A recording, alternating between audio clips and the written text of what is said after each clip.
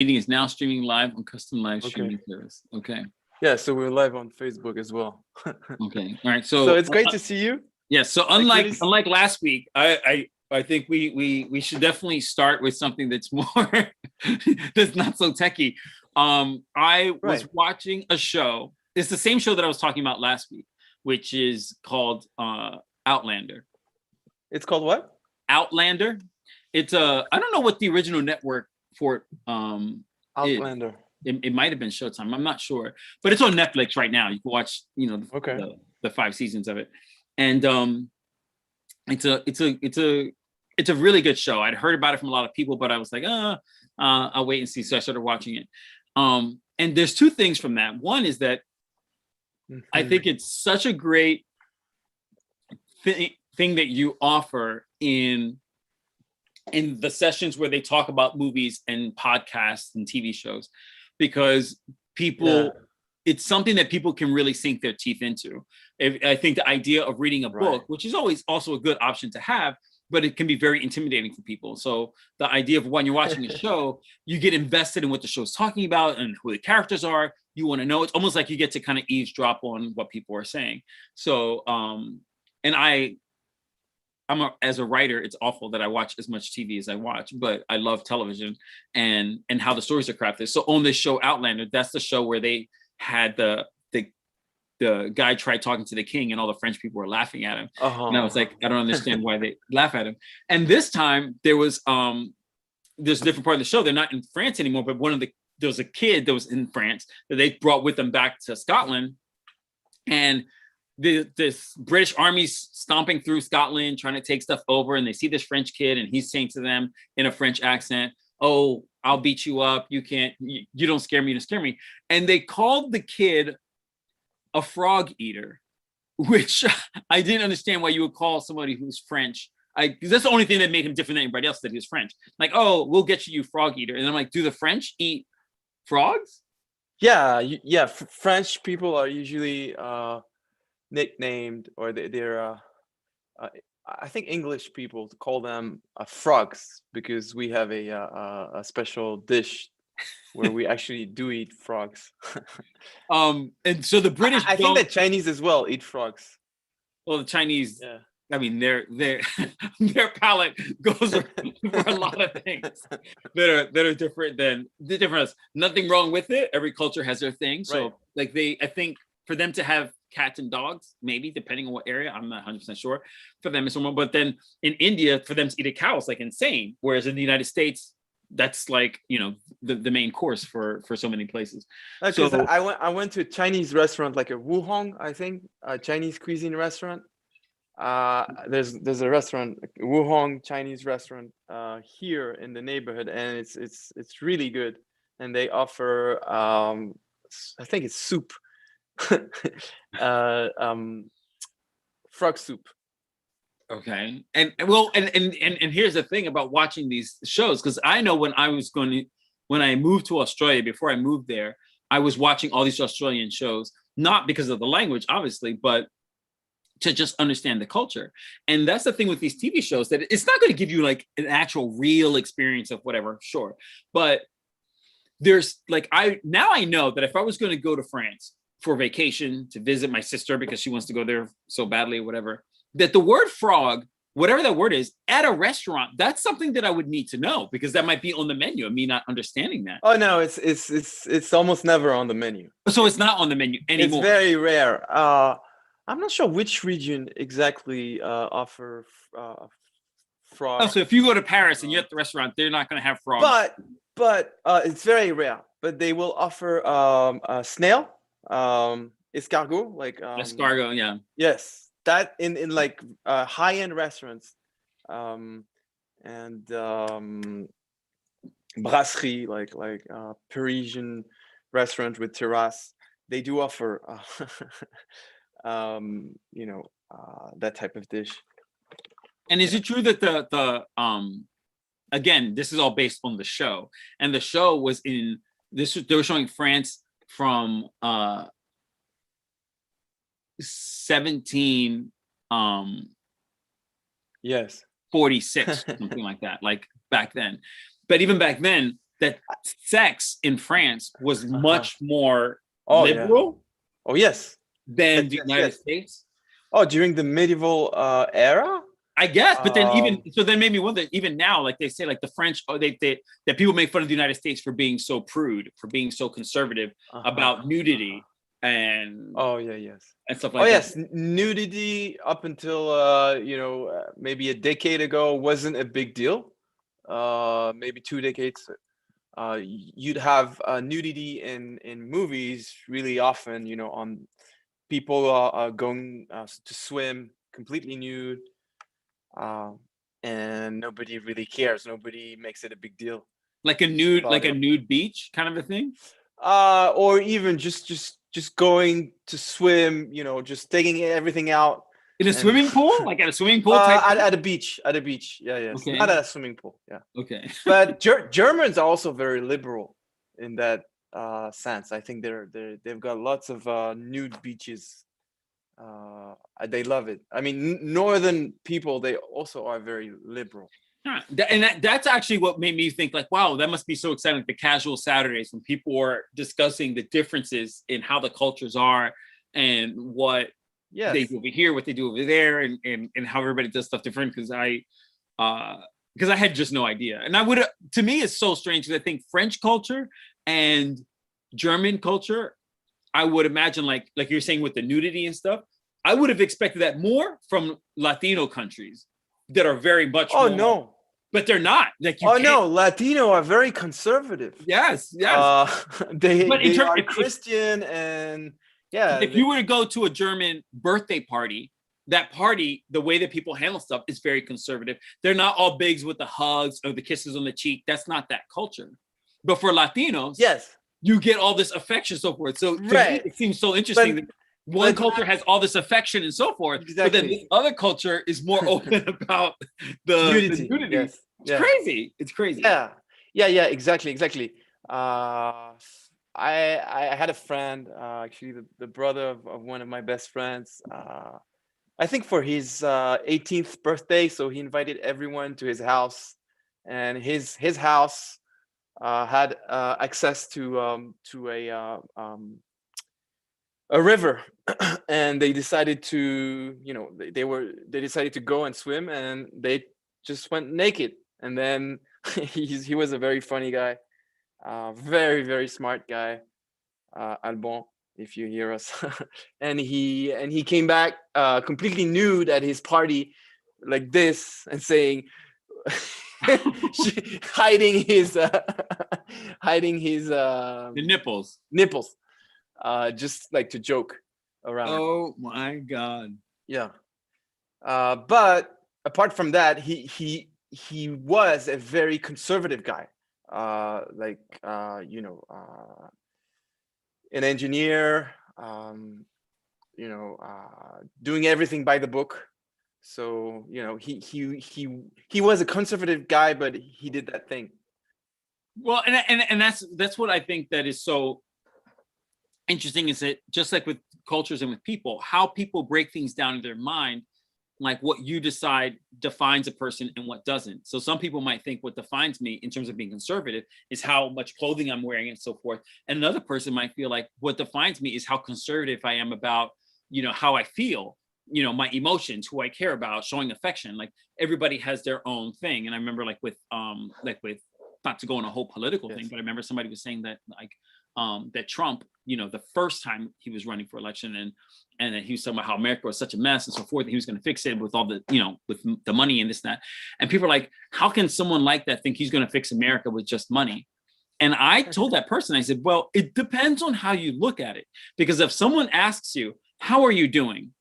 You might think, Rapha might say, well, I woke up with this cough. I'm not really feeling well, so I'm feeling kind of sluggish. So you might be thinking in terms of health, and so therefore you think I'm not doing that well. Maybe that's what it is. But another person might think, well, you know what? Like I lost 2 really big clients and so forth, so now I'm not making that much money. So now I'm really stressed. So how I'm doing, because I consider things in terms of money, then I'm not doing that well. My health is fantastic. My relationship is fantastic. But if the money thing is a problem, so some people, when you ask, how is the country doing? There are people who think, well, how are we doing financially? Yeah. is how you define how we're doing as a country. Whereas other people think of it in terms of from a moral standpoint, from a racial Yeah. standpoint, from environmental, like ecological, whatever. Like if you, and I always defined it by how happy. Ever since I grew up, they always said that the United States was the richest country in the world, the most powerful country in the world, which Yeah. I don't believe we're the richest anymore. I don't think. And most powerful, I'm not even sure. But no one in my entire life have I ever heard anybody say the United States is the happiest country in the world because we're not. We're stressed. We work hard, whatever. Right. But no one Right. ever says we're the happiest. I saw a top 10 list of countries and we were not on there. I think Costa Rica was one of the happy. Oh, Costa Rica is the Costa Rica was best. really happy. Australia, I think, was on there. I can't remember what the other countries were. But the United States, we were not. Pura vida. Yeah. And Yeah, Puerto they Rico's happy, have but a very easygoing life over there. They first of all, they are preserving their forests a lot. I think that the government makes it so that it's very difficult to cut, destroy. right, to destroy it. Yeah. Yeah. And And they don't have, is it an army or is it a police force? One of those that they don't really have in Costa Rica. I'm not an expert. I just went there once and I was impressed by the They have the lowest crime rate, I believe. Huh? The crime rate there is lower than anywhere else, from what I So yeah, and they're very and they're very happy, and that's the thing. So for the United States, like say we're the richest country in the world, we're the richest country in the world. Okay, but if you're the richest but you're not the happiest, don't you think that that's a problem? Like, why is a country that has less money than you happier? Right. Yeah. How happy are the French people? They're always smoking. That's all I know. It depends. Yeah. It depends where you live. I think probably in the south of France, they're probably happier, more grounded.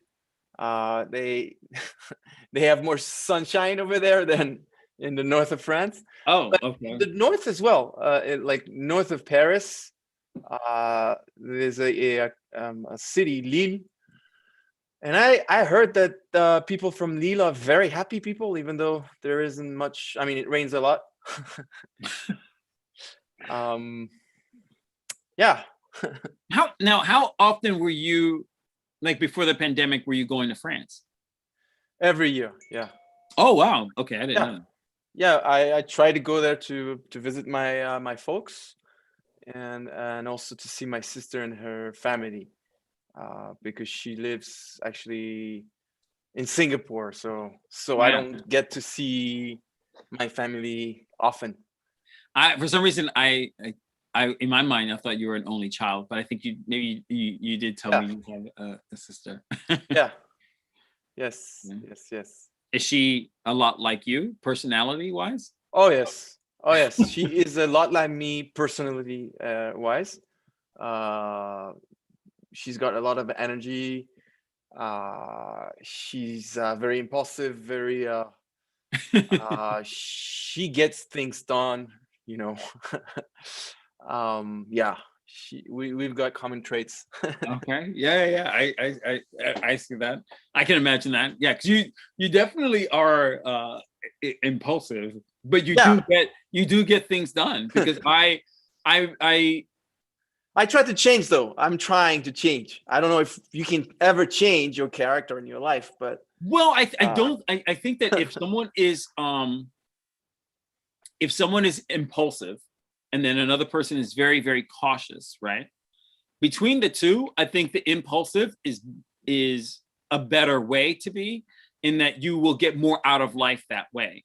Someone who is cautious will let many, many opportunities go by before they actually do something about it. Yeah. Generally. But each one has their challenge, right? So with the people who are impulsive, I'm like, first and foremost, you want to match up with a partner who's going to like help pull you back when you need to be, maybe. Yeah. But just to pick and choose what to be impulsive about. That's really what it is. It's like, it's not like you shouldn't jump on something right away, because at least you kind of get it done. But yeah, you do a lot more than with the exception of one of the people who I work with, of all my like clients and stuff like that, there's one guy who, because if he happens to ever see this, I know he would like call me on the phone. He wouldn't even text me. He'd call me and say, "How dare you not say that about me?" But with the exception of Dave, I'll say that. With the exception of Dave, all of the clients and people that I've worked with, I don't know any of them that would have been able to go into Wix the way you did and dive in and do the stuff and make it happen and switch around. With, My gosh. I mean, because and let me tell you, Wix is not. I mean, it's not super hard if you've dealt with websites before, but it's not as smooth as it should be. You know, that's at the end of the day. There's a lot of stuff that's kind of clumsy. So I went in there this morning because I was like, well, I never got a message from Rapha. I don't know if he I don't know if he ever did anything with the site, so let me go in. I know what it was, because I was with another client and I was like, oh, you want to do that? Let me show you what the French instructor has. And I go on the site, I'm like, wait a minute, this is not how I left it. And then they started laughing at me. They're like, oh, so you don't even know what's going on with your website. And I was like, no, he changed some things around. I was like, I just didn't know that he did this. So when I was done with him, I told you I was going to. You told me you were going to, but do you know how many times clients tell me, oh, I'm going to do this and that, and then I go back and they did nothing. But I was like, oh, he did this. You added the waiver. You put the links in for the waiver. I was like, oh my God. Oh, yeah. So for you, you're like, oh, okay. But it is a lot of work. Weeks. I don't know, if you can improve your product. Probably you can, because oh my gosh, if you change something from the web version, it changes the mobile view version. You have to go from there to here.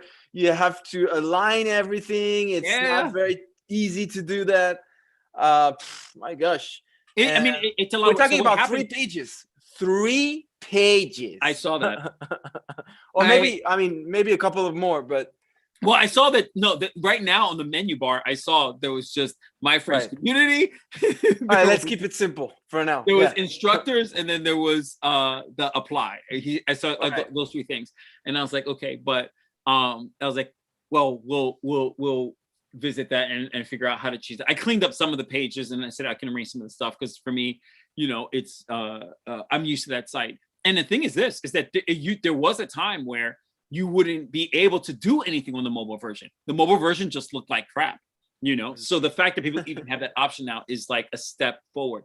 But as far as website building, Weebly, which is their competitor, I'm the first one to say Weebly is trash. It's absolute trash. It looks awful. At least you can make it look nice. The Wix, you can actually make it look nice.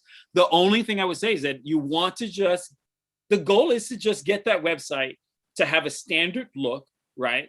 And then once a week, figure out, okay, this one page we're going to add, this one page we're going to tweak, and just kind of like each week tweak something. But getting that foundation for like the pricing and the class, that really is the most work. It's a lot of fixing up. But once it's set, which we were saying like for May 3rd, by the time May 3rd rolls around, it'll be set. It'll look fantastic.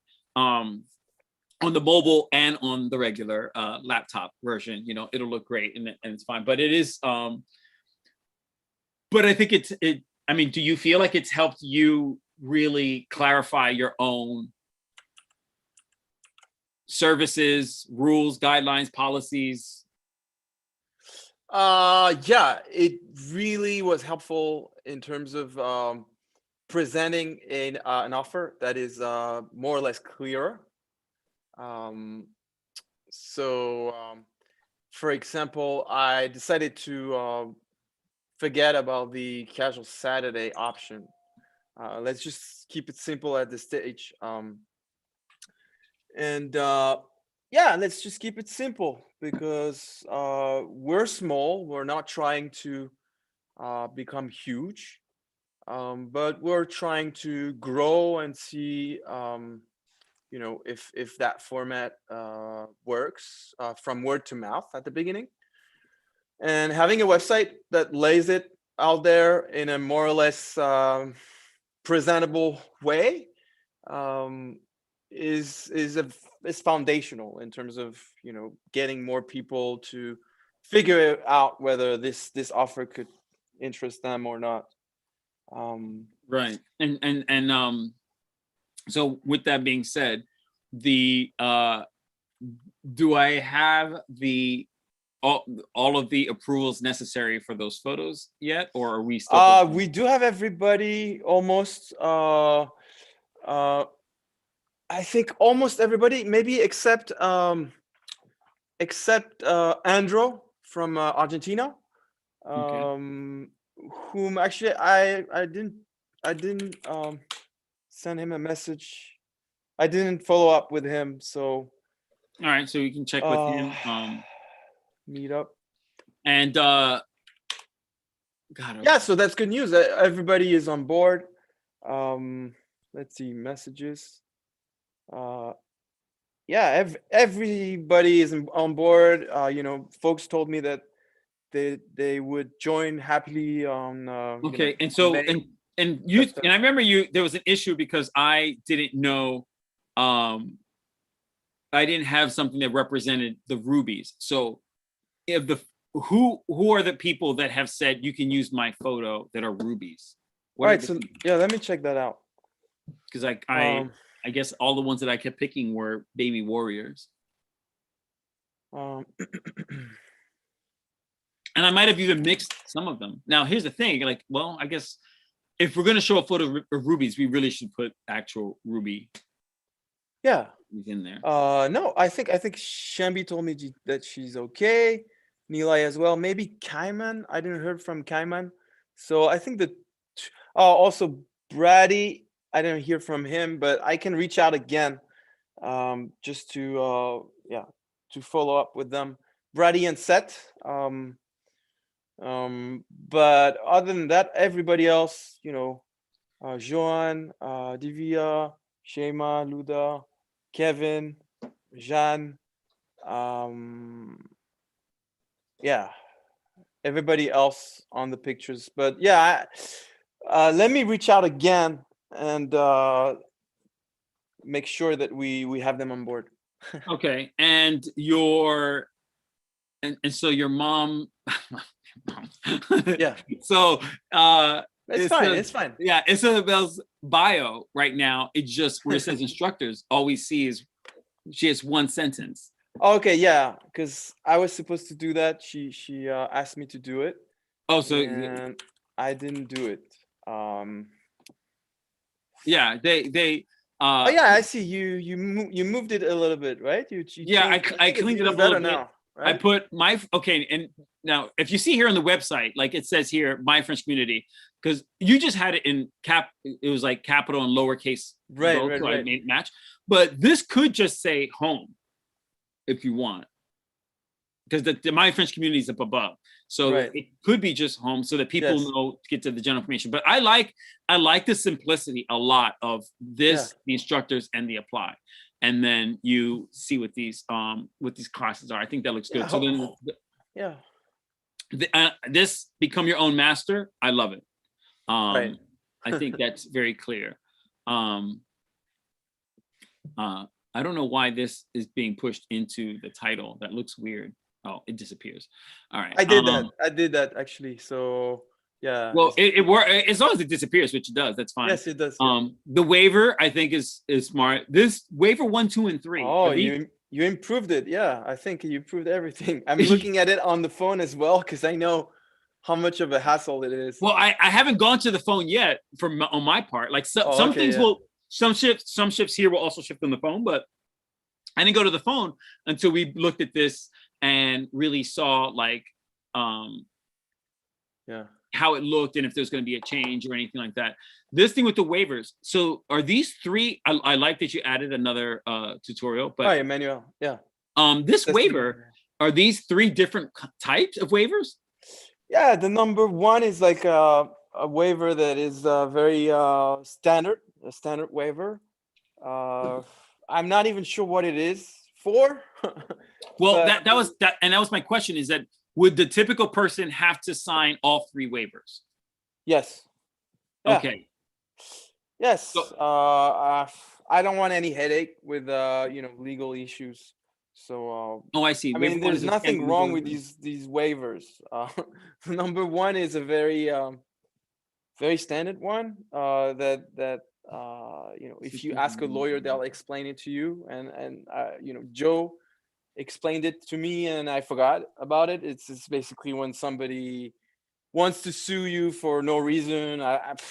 I forgot what it is for, because right. So what I will do here then is that I can structure it just a little bit easier so that it'll be like link waiver 1, and then next to it what it is, and waiver 2 what it is, and there just has to be a line here on the bottom that says all waivers are mandatory, instead of having to say it for each one, right? Just all waivers are mandatory, so that I can clean up just fine. But I think that's good to have it on the bottom, on each page, because you put it in the footer, which is great. I was like, wow, right. So if you can go to the waiver and read what it says, well, because here you put it, waiver 1 is a standard legal waiver, right? Yeah.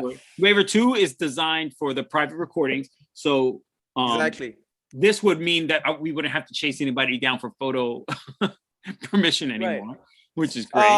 The private recording is actually, yeah, they will, actually, the private recording is, I will not use that for commercial purposes. It's only for within the community, the groups, for folks to be able to view the session, I see. Session after it. And yeah, that is only for that purpose. It cannot be used for commercial use. purpose. Okay. Yeah. Well, and then so like those 3, like each explanation, I'll just put next to it, and then on the bottom, all waivers are mandatory. If you have any questions, do not hesitate to contact us. Thank you for your understanding. I think that'll work just fine. I think I think if they click on it, they'll understand really quick, like really easily. Because, for example, my only concern was just that with the way it was written, someone might click on waiver 1 and just sign that one and think that they're done. They don't have to do all 3. Okay. And one might not be used to seeing that, whatever. So here, when I saw this, I laughed, because I was like, it looks like I'm the only one that matters. You don't have to worry about her. It's like they because everyone sent, but she asked you to write her a bio. Yes. Okay. And I don't know what to write, because what I wrote last time on the forum, so for only the folks from the group to see, right? Well, she wasn't happy with it. Well, okay, so you sent me something. Yeah. About what do you think about this? But it was all in French. I'm like, okay, I'm not going to call my sister as much as she would love to. All in French? Okay. What I saw in my email, it was. Let me see. Isa got her French baccalaureate with honors. Look right here. It says, okay, French conversations, the summary. And I was like, okay. And it was sent to me.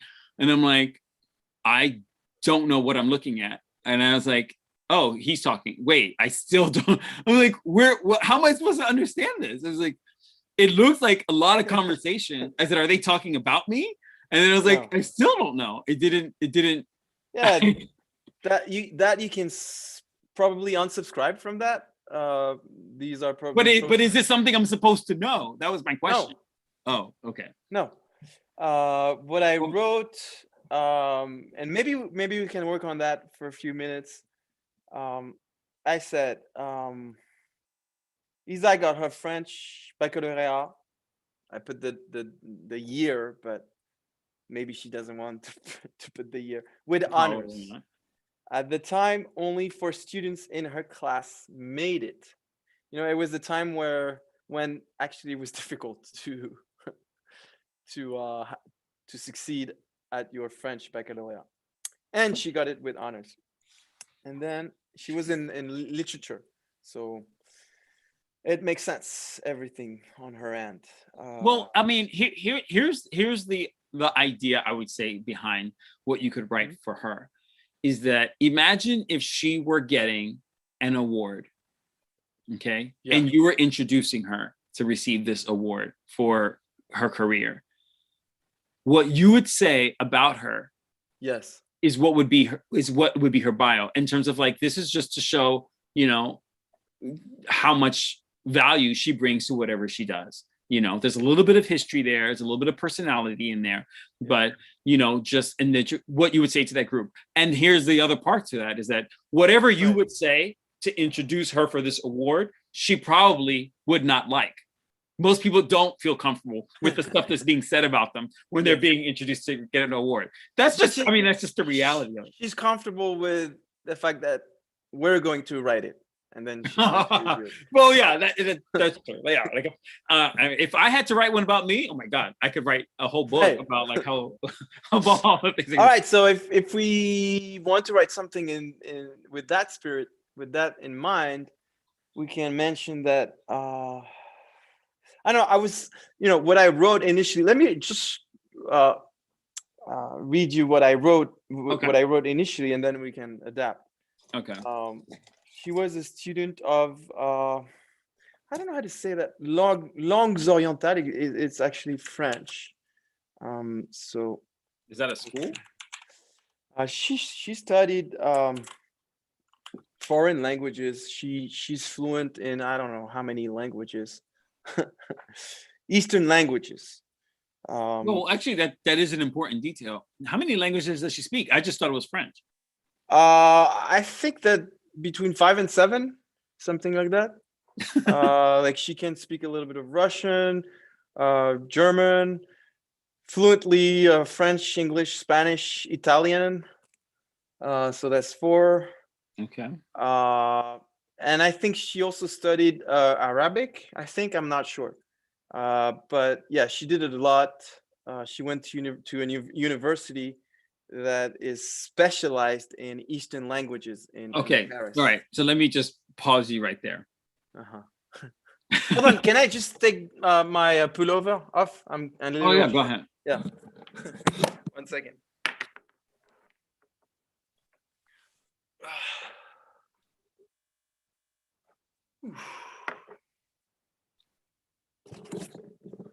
Well, no, I was laughing because like I would never tell a man not to take off anything that he's taking off. So that's genetically impossible for me to do that.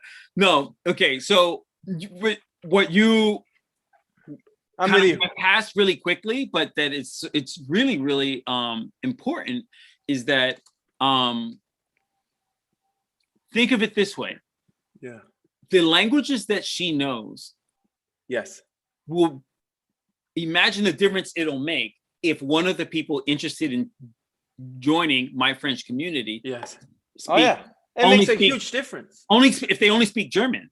So the idea of her who's handling the baby warriors with these people coming in and her having that understanding of that language where she could say, oh, the word you're thinking of is kind of like this or it's kind of like that, because there are certain words in English that have no translation. Oh, she taught to cohorts and cohorts of engineers in the semiconductor industry, and most of them were Germans.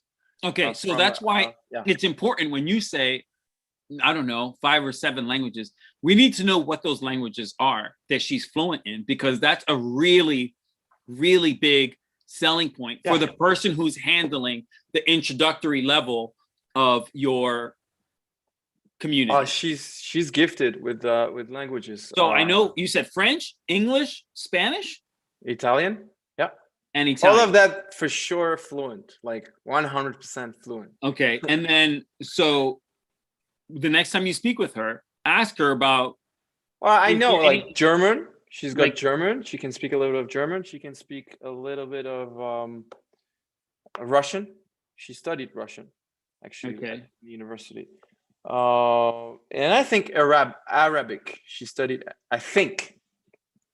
Yeah. Okay. So we would, let's say, in terms of the bio, there are 2,000 languages. I don't know how many languages there are in the world, but still, Well, I mean, and there's also the 5+ idea of like languages. It's not so bad. Well, there's languages and then there's dialects, right? So then everybody has their own distinction. But the next time you speak with her, find out in terms of like, if we have these 7 to work with, she's fluent for English, French, Spanish, and Italian. Great. Yes. German, Russian, and Arabic, that she would be like proficient maybe, or like just find out from her. Yeah, let's find out. I'm not Find sure. out from her which one, because I think that if she's fluent in any of those other three, German, Russian, or Arabic, otherwise we could say, Oh, Portuguese a little bit. I think she also speaks a little yeah, bit. because we I want to mean, list yeah. we want to list all of those things, because this gives this gives the whole my French community almost like not an unprecedented, but it's such an incredibly rare opportunity where from all those different languages, I mean, just the fact that Spanish and English alone, how much that covers, right? Never mind the Italian and Portuguese and anything else, or Russian. But It's beautiful to be able to just speak Italian just like that. Well, it if more than anything else, it shows how strong of an instructor she can be, because she understands that the intonation of how you're pronouncing certain words, she's going to be able to understand. Well, it's because they're coming from a Latino thing where they pronounce this like this way, that kind of stuff.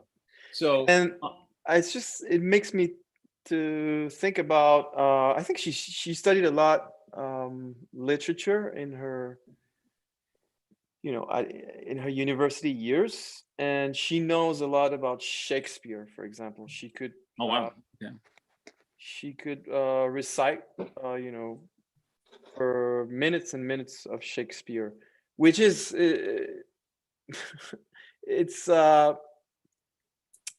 pretty challenging to recite some Shakespeare. I don't know if you ever read some Shakespeare, but I mean, from a foreigner point of view, probably for you guys it's easier, but I don't know. Yeah. Well, let me tell you, Shakespeare. I mean, it's a shock to the whole world, but like that I was in the drama club in high school, but I was acting in the play. I was in the Shakespeare play, and Shakespeare, even for someone who speaks English, is so dense, so hard to take it apart and understand what the hell are they talking about.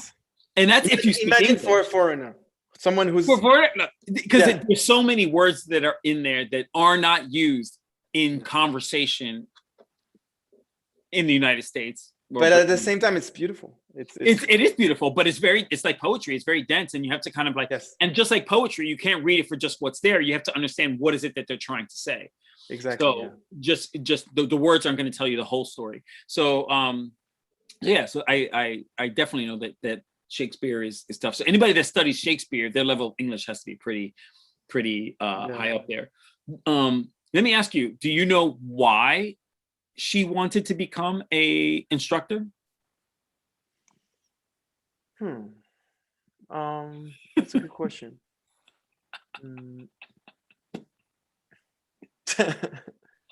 I guess she likes to teach.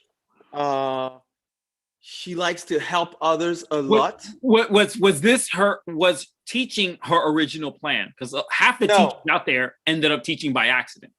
She was an HR director at actually an American small company. Okay. For a few years, I think. I don't know if she likes me sharing that, and then she became a teacher at at a school, and then she created her own school where she taught French to this particular these German engineers that needed proficiency. So before she went off to do her own thing, that first teaching gig, do you know why that happened? That's a good question. I mean, I'm only laughing because you're both instructors, so I would have thought that somehow this is something you would have known. Okay. I know that she loves it, and I love it as well. Okay, so when I ask her, for example, I ask her, why didn't you create these videos where you could actually learn on your own, and you have this whole package, this whole class? And what she told me is, what I love is the human interaction with people, and I enjoy doing that, and I think I do as well. Right. There are people, for example, there was Ewan McGregor is a great British actor, and he was very and he loves acting. He loves the craft. He loves all that stuff. When he was cast in Star Wars, in one of the Star Wars movies, it's like, oh my God, the money that comes from that, like the prestige, the whatever, it's all fantastic. Yeah. And he was saying, like, this is awful to just stand in front of this green screen talking to air because it's aliens and all this other stuff. Like, for some actors, they don't mind. They're like, I just say what I have to say and so forth, and I get my money, my check, and I'm gone. But for somebody who's like, no, I need someone to work off of. I want to have that interaction in order for me to enjoy the craft. I don't like talking to something that is not even there, you know? Exactly. And some people thrive on that, and some people need it, some people don't. Some people actually would prefer not to talk to anybody, that they just work in their own little bubble. But I can see for you, and it doesn't surprise me, I guess, then also for her, but like that first time you spoke about being in like a cafe or whatever, or talking to the people and doing those classes, and like that engagement, that coming alive and interacting versus stuff like with, you know, software, tech, and trading and all that, where everybody's like remote and it's just all through a screen, and it's a completely different experience. What you're describing is actually being able to lead through a session, being able to being the host of a session, teach, but at the same time allow folks to come with what they have to come with and to learn. So there's a balance there. There's a almost like a chef d'orchestre that you need to, and I think she likes that. She likes to lead. She likes to teach a lot. To tell you, she likes to show you the way. Let's say, show you the way in a way that it's impossible to fail, because if you just follow the path, step by step, if you understand each step, then success is almost inevitable. It's very rewarding to help someone achieve something that is valuable. Yes. Well, and I do believe. Sorry, my cat wants to. I do believe that this is a very critical point for anyone in terms of learning another language. It can apply to other things as well, but when it comes to learning another language, in that, can you learn another language by watching pre-recorded videos that someone has put together?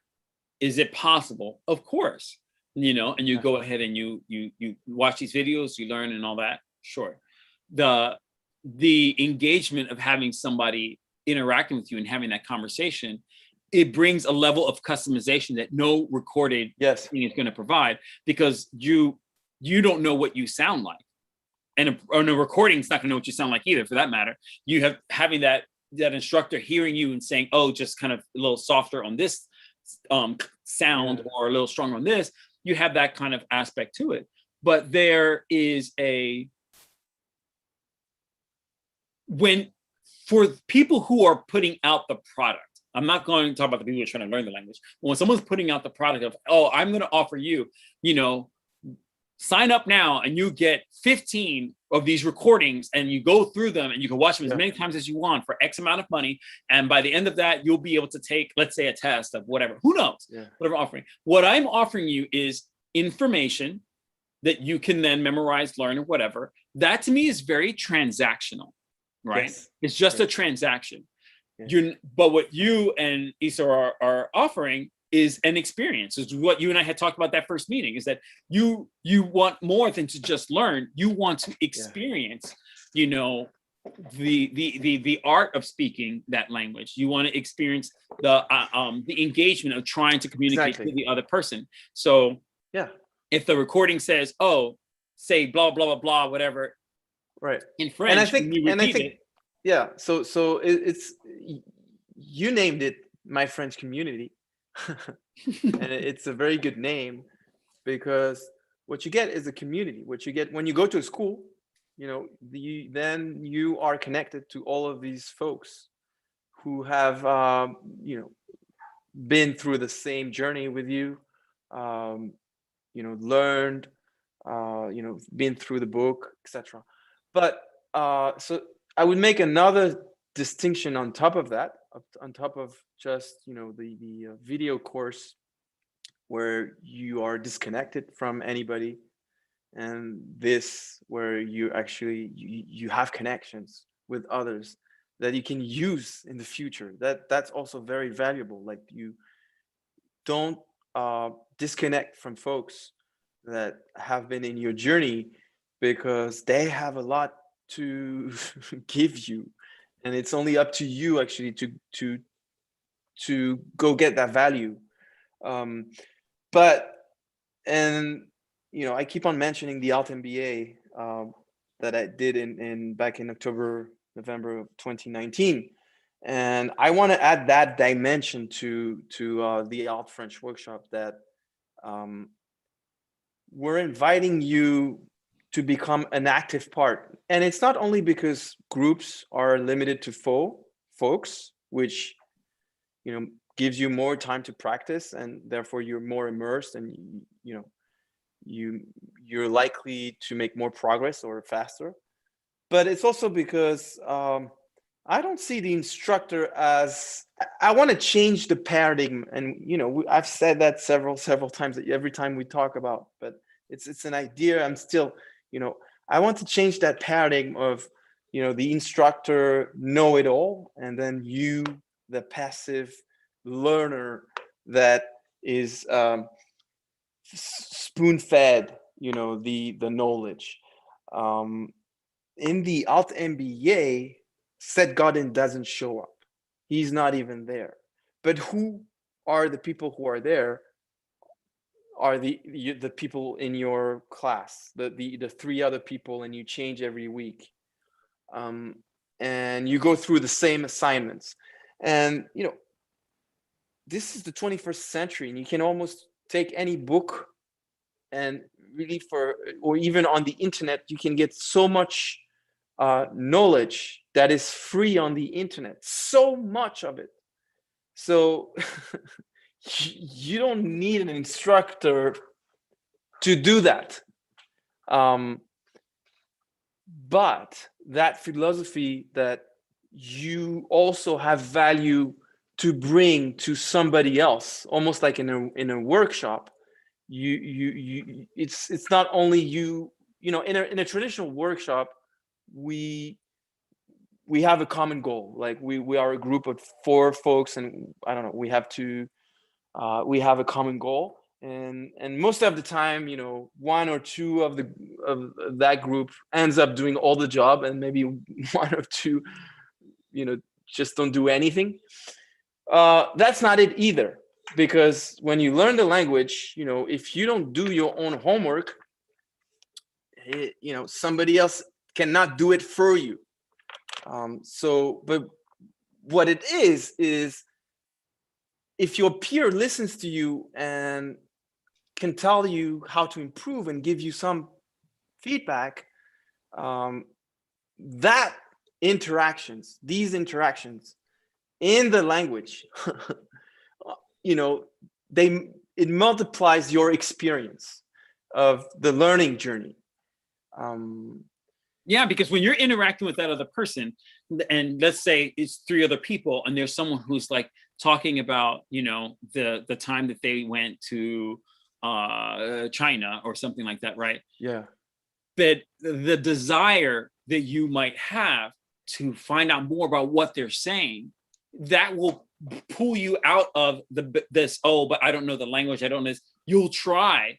It's more than just, if the motivation is just to learn the language, it'll take you but so far. But if the motivation is, I'm going to try to speak this language so that I can find out what they're talking about, so I can ask them this question, so I can understand this person, so I can make this genuine connection, then yes. And if you see that the other person is also trying to learn this language and communicate to you, then for me, I'm like, I want to know this language, because when this person who I see is trying so hard to communicate what they experience they're trying to share something, I want to learn. It increases the incentive for someone to learn so much more than if you are at home or wherever listening to a recording from someone who you don't know, who did this recording 2 years beforehand, and you're just working in the abyss. You're just like in the openness and the nothingness, and I think that's right. So what I want to really distinguish here is your traditional school, where you go there, you don't get to speak much. You can ask questions to the instructor, and then yes, you are friends with the folks who are in your class. That's not it. What it is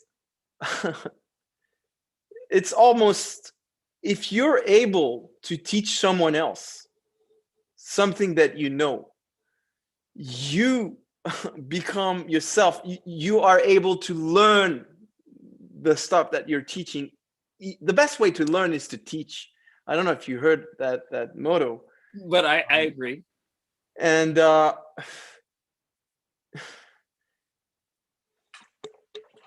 love that mindset. And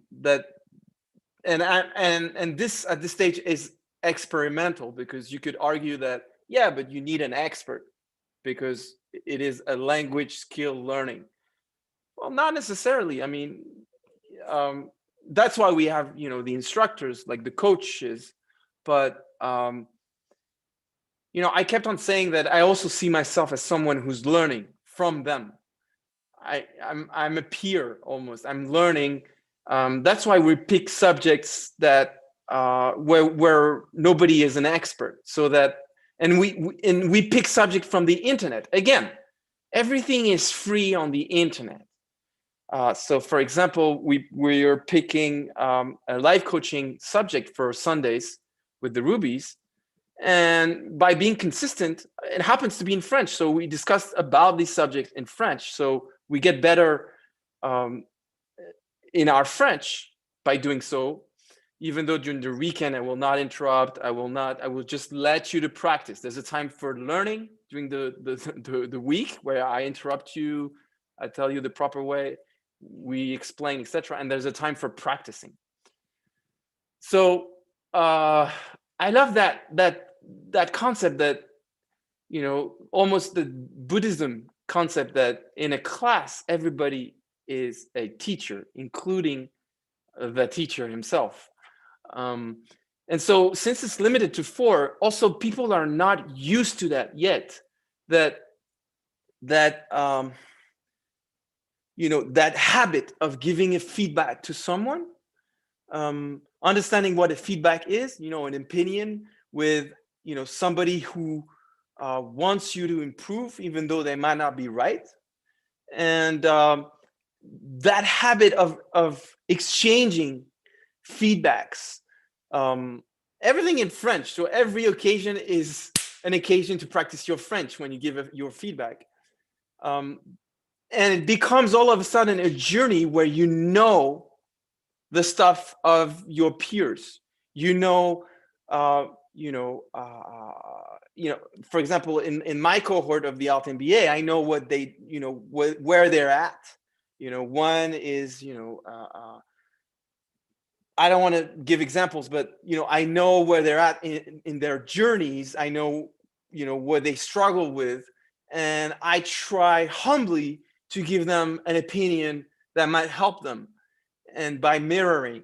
And so applying that method, Seth Godin's method, to a French lab where we practice a lot, where we have high values, where the goal is to become fluent. We just it's not to come. It's not the casual Saturday option. It's not just you come and you have fun and you share with others. I mean, you can do that. There's lots of groups, and it's great. You can do that as well in other places, but we want to become fluent. So it takes time, and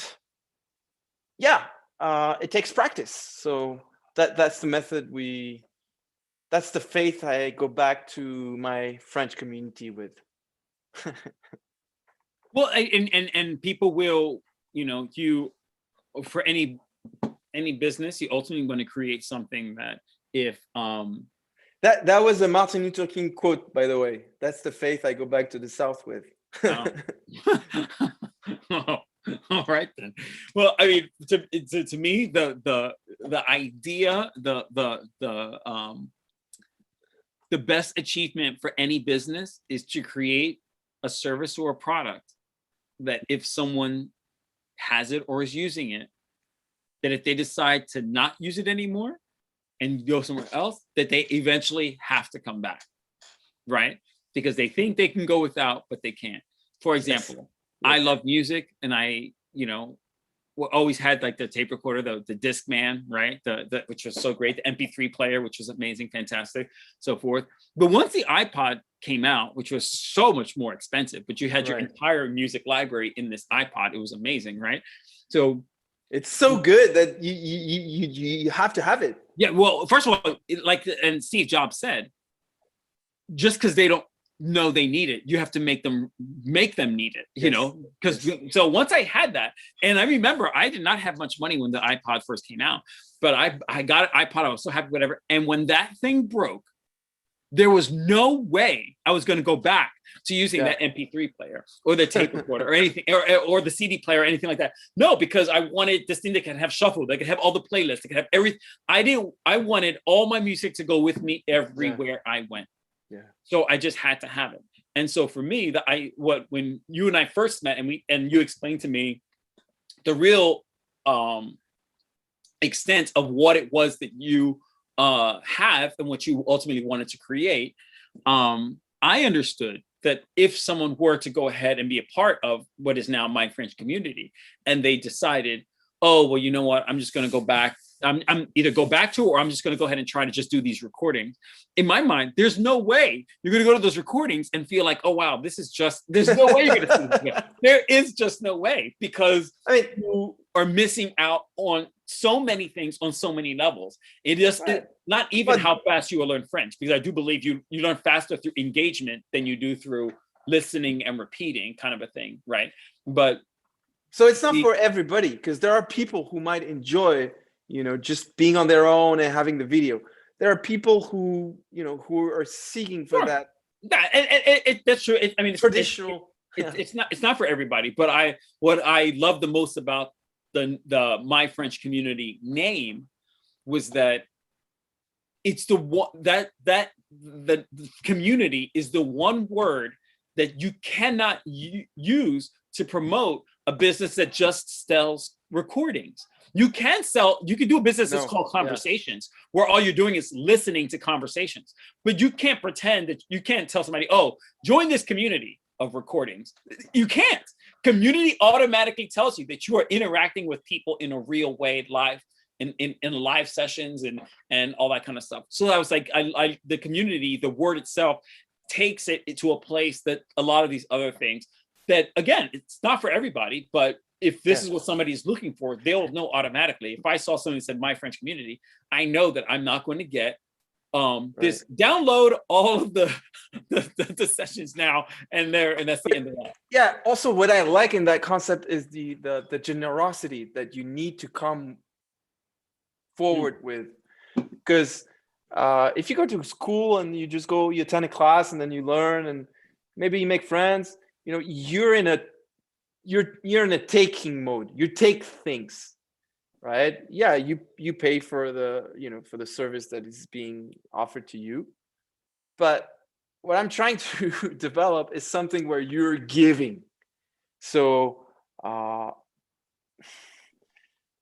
having French assignments together, like you could have like several cohorts of groups of not only one but several, but they study with a coach separately in small groups, but then they have an assignment and they post it on the forum, and there they can see the work of all the people on that forum, and they can resonate with somebody from a different group, and they can then give their feedback to that person and make a new connection in French. Yes.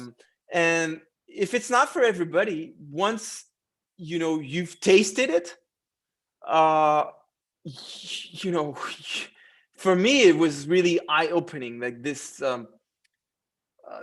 ability to tap into all these amazing folks in that alumni, of the Alt MBA, and that is the magic that I think, a product like that could have. Like just like I had a session with the Rubies, and Luda mentioned, I mean, not Luda, but Diane, she mentioned an author, I think it's Heidi Grant, or yeah. But basically, she was talking about a concept like a mindset, growth. The growth. Her book is a growth or something like that. And then I mentioned it to somebody else, like Emmanuel, for example. And yeah, the ability to be on a common journey, we're sharing a forum, you know, and we have high ambitions, like we want to become fluent. So we're pretty involved in it. Like the Jedis, they need to post some work. Like you cannot show up if you didn't squeeze in the French. Right. That's the requirement. And yeah, so it's a beautiful requirement, because you do your homework and you give feedback to others, and you are rewarded with a session where we're going to discuss your work, where we're going to exchange and all of that. And the up until now, your experience with people who are the Jedis, when people go in and they want to become Jedis, how are they about sharing the work and doing all that? So for example, this week I just saw Mercy Kioma. She posted some of her work. I hope that I will reach out. But what's your question? When people become, just as a general, because of course it varies from one person to the next, but in general, when somebody is interested in becoming a Jedi, how have they been when it comes to doing all of those action steps and stuff like that? So it's for now we're beginning. So the person who has been the most present is Emmanuel. Okay. And he's been pretty consistent, and it requires discipline to be able to post your work every week, and it's a new concept. So I hope that people understand it and come and give it a try. But I don't know if I answered your question. But for example, I saw Merci posted some work. So it is highly autonomous. So if there is something that you guys do not understand, you can always reach out, and I try my best to answer. But I sometimes struggle when people reach out and they don't come up with a question, for example. So I don't know how to help them, and I'm also busy during the day. So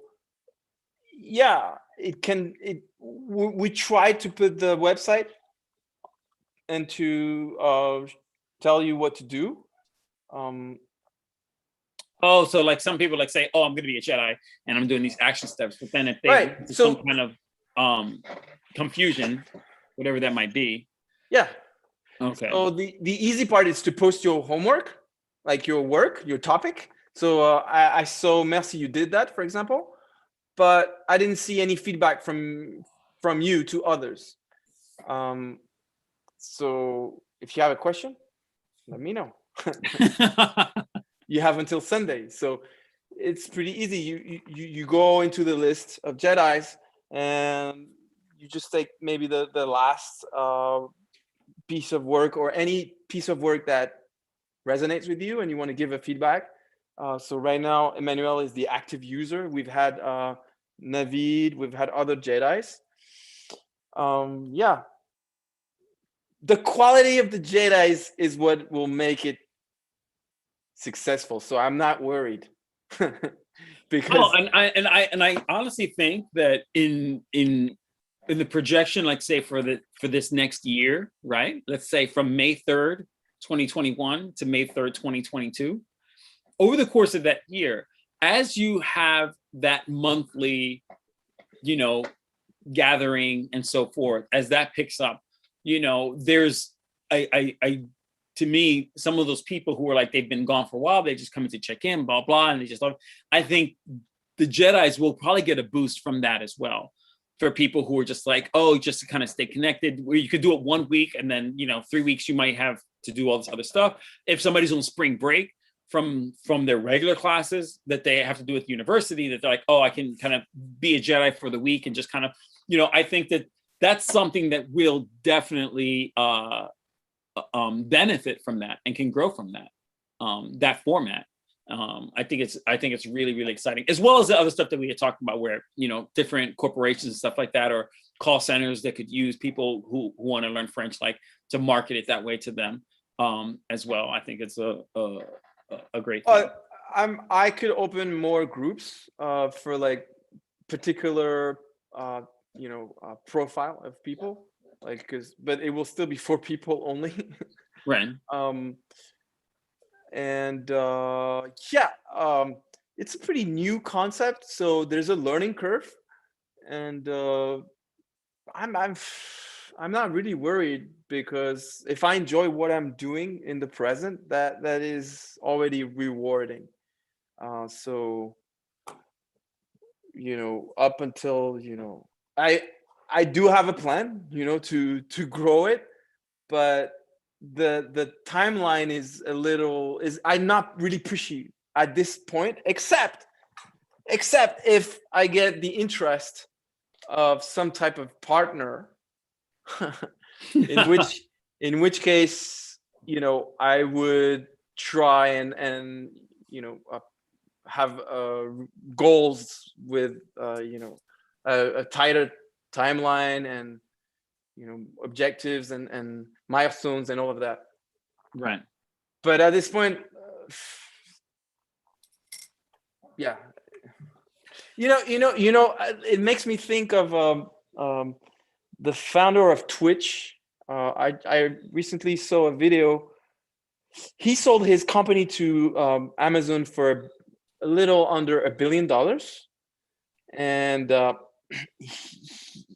he made a video about that story, and the 3 takeaways he was giving us. Among these 3 takeaways, there was this idea that you need to find joy from within rather than from outside goals, or reaching success, money, or fame, or all of that, because he did reach a lot of success, and it didn't change his state. And there's also a video by a skateboarder, the father of the skateboarders, who talks about the same, that when he became successful and he was going to competitions, he lost his way. The fact that he had to perform in order to win really didn't bring him any joy at all, or even the the recognition from the others. That's not it. There was something intrinsically in what he was doing in the skateboarding itself, which involved falling and inventing these new tricks that made him happy. Okay. So yeah, I love that journey of being with a group of folks whose goal is to become fluent. And I try to do it in an untraditional way, of the out French workshop, let's say, so that we enjoy that process. And I don't enjoy when I'm the teacher, the Mr. Know-it-all. I'm a resource. You can use me. But but you could even do it on your own if you wanted to. Except this is not what we're offering. We're offering, a community, generosity, and growth. Your own growth in the present. Well, yeah, and you truly just don't know. There's a term that they came out. It was during the the first time I heard of it was during this past election time period in the in the US, which was such a chaos. And it's the idea of echo chambers. And an echo, have you heard that term, echo chamber? Nope. Yeah. Okay, so an echo, of course, if I say something and then it keeps bouncing around because it's an echo. So when you're in an echo chamber, that means that you are surrounded by people who agree with everything that you're saying. So they were saying, like, because I heard about it because I was telling a friend of mine a story about how I had gone on to someone else who I know who asked me to go onto their Facebook, and I was in their Facebook account doing something, and I saw all of their friends and their comments and all the things that happen on their Facebook. And this person is very, very much a Trump supporter. And the jokes, the memes, all the stuff that was in there was like, it was like a whole different world. And I was laughing because I was like, oh my God, like this person with this Facebook profile and being a Trumpster, the ads that they would get, the things that their friends would say, they think that the world believes this way because that's all they're seeing on their Facebook. And then on this other Facebook, mine, I see all this other kind of stuff. And I think, oh, everybody thinks like me because on Facebook, this is what everybody's talking about. It's not everybody. It's just all the people that I know, my friends, my stuff. So when you're in the echo chamber, that means that when you are with the people who you spend most of your time with, and you're talking about your point of view and they're sharing theirs, and everybody thinks the same way. Okay. So if you're in an echo chamber, everybody's like, yeah. Nobody grows from that. You don't get exposed to anything different from it. So being in an echo chamber, it feels good because you feel like, oh, I'm right. See, everybody agrees with me, and nobody's arguing with me, and nobody's arguing with each other. This is all great. This is perfect. So when you are learning in something where it's all just these recordings and you're like, now say this, and then you say it and so forth, it's very much like an echo chamber because there's no one who's going to tell you different. Or if you are listening to a podcast, I mean, it's great. You can learn a lot from that. Or there's Clubhouse. Have you heard about it? Yeah. Wow, Clubhouse is something, man. Whoa, they've got. Yesterday, somebody from my Alt MBA cohort invited me to Clubhouse because it's only on invite right now. And I listened to the founder of Netflix giving tips to a community of entrepreneurs. And so, there was, I don't know, 1,000 people listening to him. And what he said was great. But in my French community, you get to work live. You get to be an active member of what's going on, and you have a common goal of learning, a particular topic, etc. And in all of that, these experiences that we're talking about, you're pretty much passive. You're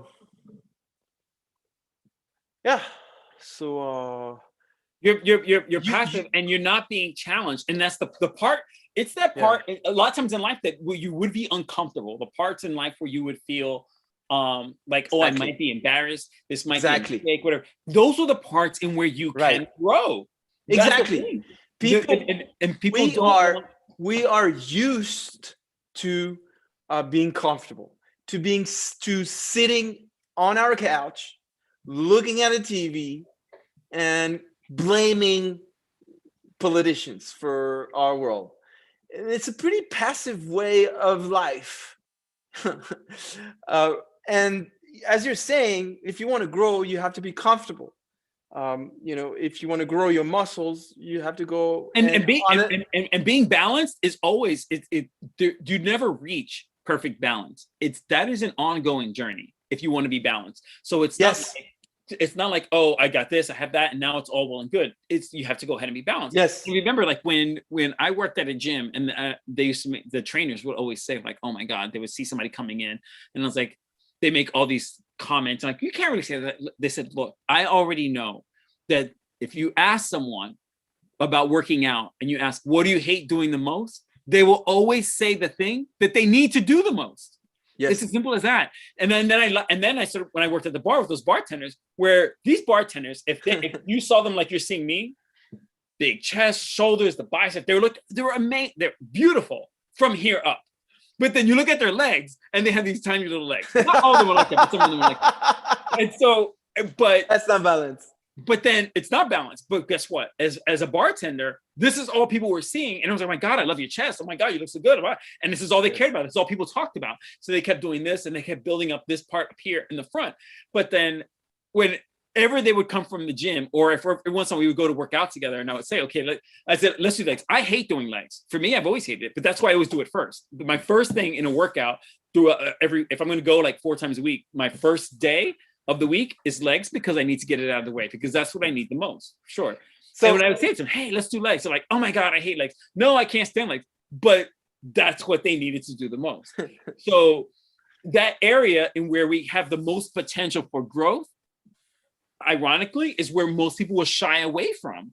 They try to steer away from that because they're afraid, because they don't want to be this. But that's the joy, the success, the real spice of life, as they say, is in that part of conquering the part of which you normally wouldn't feel comfortable with. Like you said, if you just stay in your comfort zone, you turn to mush. So exactly. So that's why I love people who start learning a new language, because it takes a lot of courage, because you're going to be uncomfortable all the time.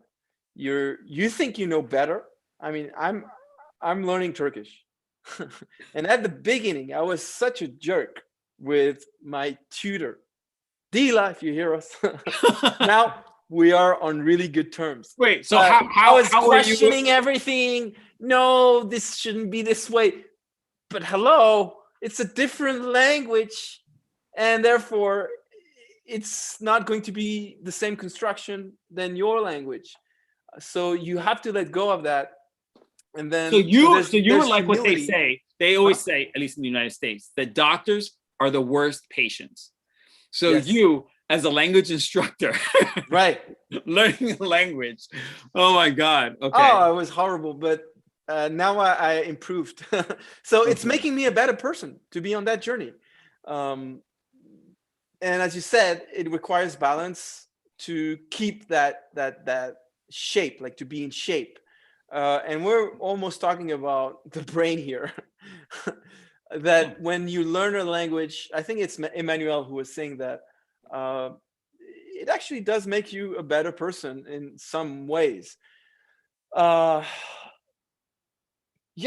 and other people make you a better person. When you are interacting with other people, and obviously you aren't on your journey, and you have a goal of mastering the skills, but you learn from them, and they teach you about yourself. Yes. That feedback is a mirror of who you are.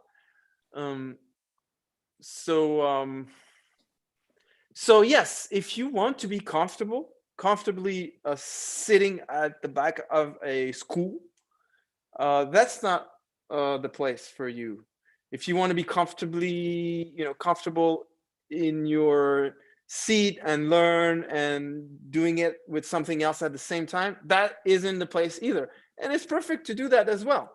But here you're going to bring who you are. And we are going to become better persons in French together. And then you're going to meet other people in the community that on that forum, you can see what they do, etc., etc. and the Turkish language. Also, I love these bloggers. I love these people who provide a lot of content for others to learn from. You know, there's a guy on Instagram. He does, you know, words for beginners, and he presents it in a very funny way. Or there's another guy, you know, he speaks, etc. That's great. I love it. But when it comes to you actually showing up and being with others, and you're going to be uncomfortable and you're going to make mistakes, and that's okay. Do not apologize for making mistakes. That's normal. It's expected. So it's kind of weird when I sometimes hear someone, you know, apologizing, or I mean, it's these are codes, but when people interrupt each other, but it's fine. It's expected. And I'm more than happy to, you know, provide some type of framework for independent groups who want to do it on their own, you know, so that it's completely free. And that's what I'm doing it, and I'm giving my own time for it. But I obviously if you need to, it's free monetarily speaking, but you need to post your homework and give feedback in order to win. Which is in and of itself, yes, one has to bring the time and the effort in terms of becoming a Jedi and putting that in there. But just the fact that my friend's community offers this option means this is a community that is open to everyone. And not every community is like that, whether we're talking about languages or not. A lot of communities are, you know, they pride themselves on the exclusivity of it, of saying like, oh, it's just for this or it's just for that, blah, blah. But the fact that this one is, in terms of its structure, I mean, you have to be highly motivated because you need to squeeze your work. Otherwise you don't, but you can be on the forum, and it's, you know, and I know I understand that folks are shy and they don't want to show themselves at the beginning, but through habit, you know, that culture will, you know, infuse. Okay.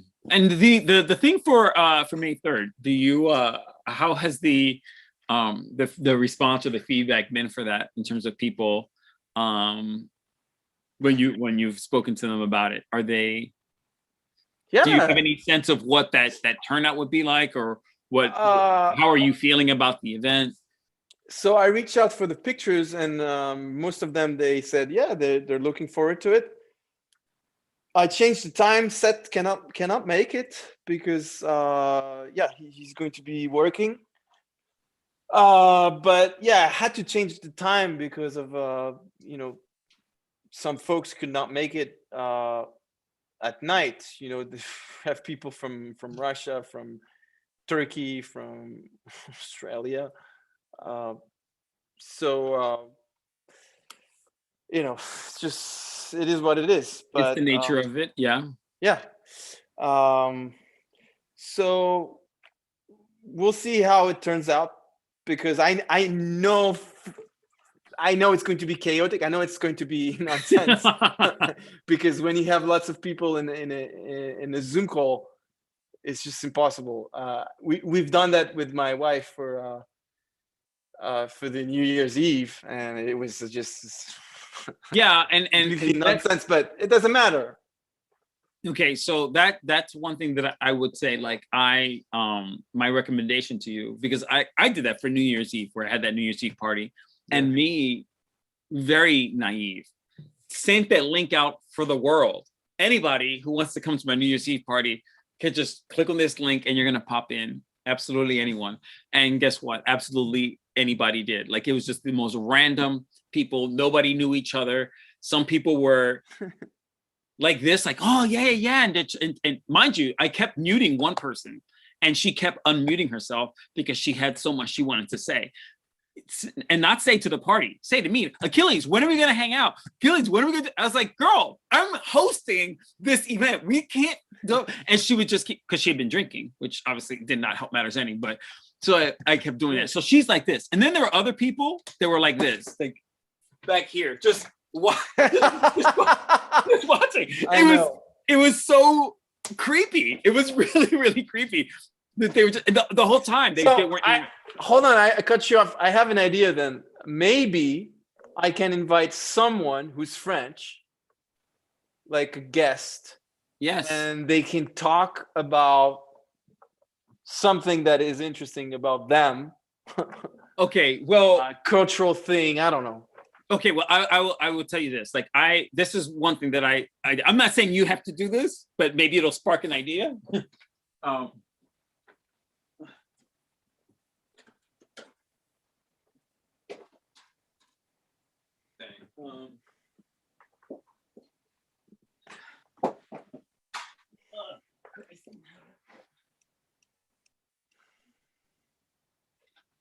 All right, I don't know where this thing went. Oh, here we go. All right, so all right. Now, I know you. He showed me this. Right, yeah, like that's a second idea. Yeah. Well, and this was like a magician or something. Well, a magician, but this was only in my mind. If in the beginning there's only, let's say, suppose only 3 people show up, right? Yeah. If there's only 3 people, I Then can talk fine. to 3 people. It's actually, to me, I think it'd be a lot of fun, a lot of interaction. But if it's 40 people, you can't have a conversation on Zoom with 40 people. No. So that's where everybody has to be muted. So my recommendation to you, for starters, is have someone running the chat room. Right.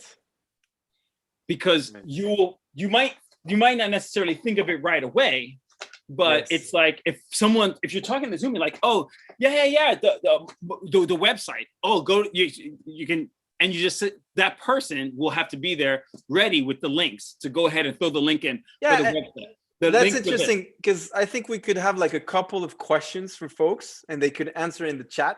Correct. Example, you could do a trivia. The first person to answer in the chat room about about their French journey, or about the French journey, what they're using, the problems they're finding, their projects. I don't know.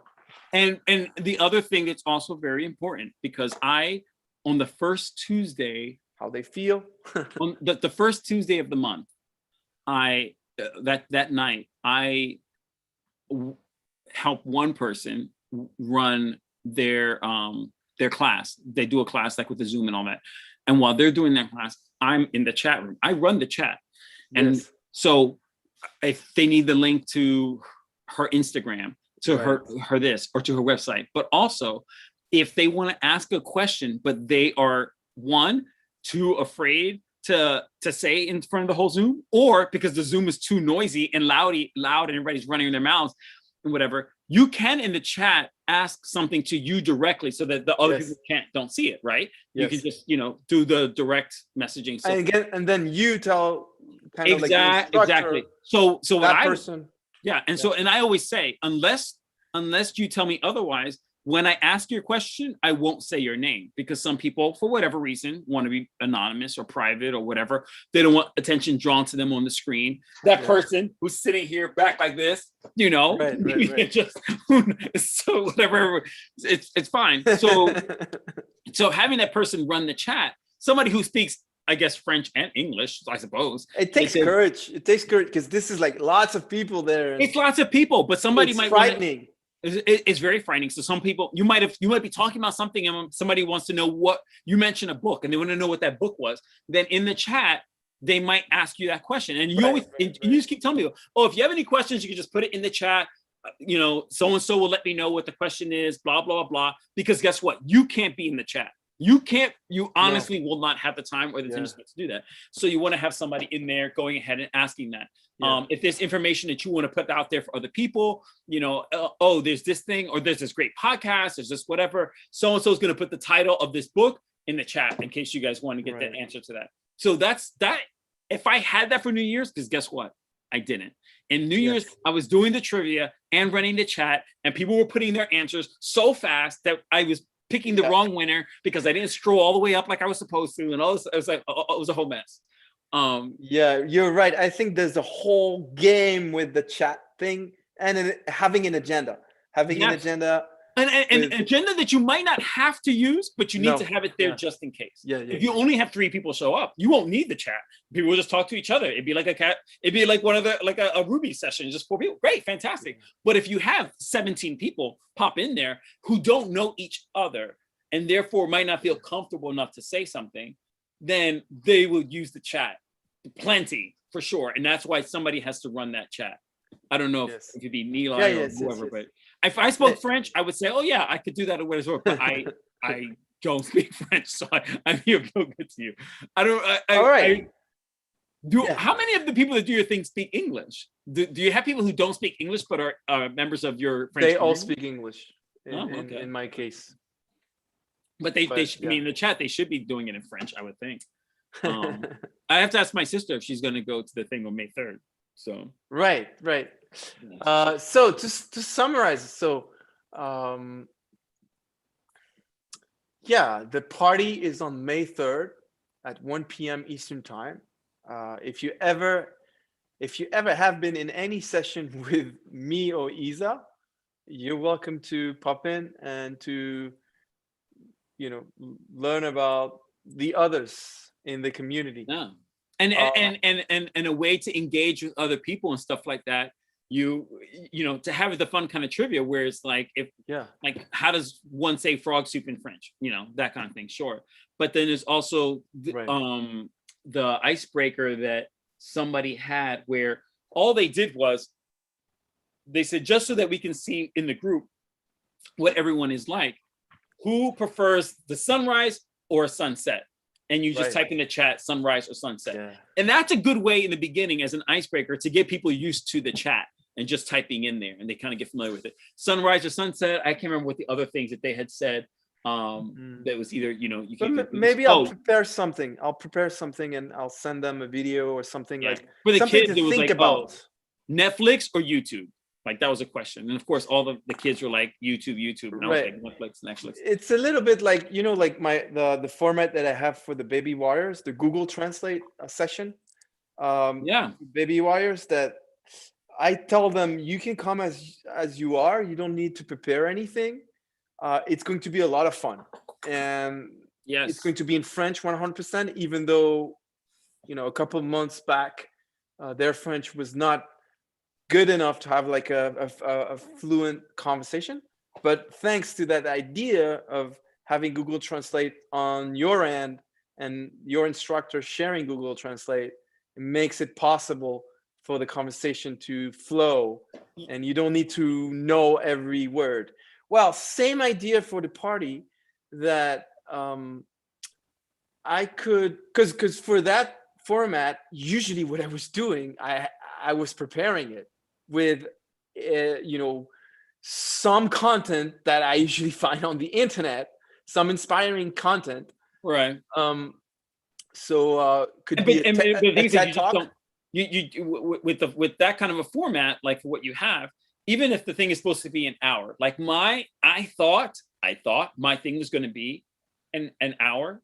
Yes. It started at 10 o'clock. Right. And I thought maybe by 11 people would leave so they could do their New Year's thing. At midnight, it would end. It went until 4:30 in the morning. And then I had to shut it down because I said I have like my own thing. I'm not surprised. You're so entertaining. Well, but when I should teach you French and you do it. the one thing that I learned from that experience, well, a lot of things, but the main thing I learned is that whenever I'm going to do a Zoom where it's a group of people and so forth, I need to create a structure that the person who's back here like this in the dark, that if it's something that they would enjoy, then it's a home run. It's a hit. You know what I'm saying? Yeah. There are some people who are engaging. That's great. But that person is sitting back there. I'm like, that's my audience. I have to figure out how is that person who I think is the most shy, the one who, for whatever the reason, they're on it for some. That was my thing. I was like, why are you in my New Year's party if you're not dancing, talking, participating, playing, chatting? You're just standing there, but you didn't walk away. You didn't turn off the camera. You're there. Yeah. So they were getting something from it. I don't know what, but they were there. And my brother sent me a message saying, this person is creeping me out. Like, why are they? Why is this? But if you, but in your mind, like for what you're doing, imagine that person standing there right there watching. What they're watching is your community in action. They're watching everybody engage. And for some people, that really is that's their first step, is just watching. And then they can participate. So you actually, I'm thinking if you are new and you want to join, we could have a call and then you could join that party. So at least I know you. I don't know how that sounds. Yeah, you because it's going to be private. It's not going to be public. It's correct. And I think that there was another client that I was just explaining that they had to do. I can't. There's just so many damn people. I'm trying to think there. That if somebody was new and wanted to join, then yeah. Oh, I know what it was. Okay, this is. And again, we have free groups. I mean, the forum. Yeah. So if what I would do is I would create. This is what I did for another client. I said, it's up to you if you want to. You create a little ad, right? Something that'd be like a post that could go on Facebook, Instagram, or whatever. It's a little post announcing what it is, and if you're interested in joining, then the information to contact, and that way they will contact you directly. And just make it on Facebook and Instagram. If you get 1 or 2 people, great, fantastic. If not, that's fine. But I said you don't want what I did, which was anybody in the world just jump in. No, don't just jump in. Also, I need to have a filter. Yeah, folks who participated in the Jedi once and then never show up again. You're more than welcome. I mean, we know each other. We talked. I hope that for some of you, I didn't do anything that wronged you. But yeah.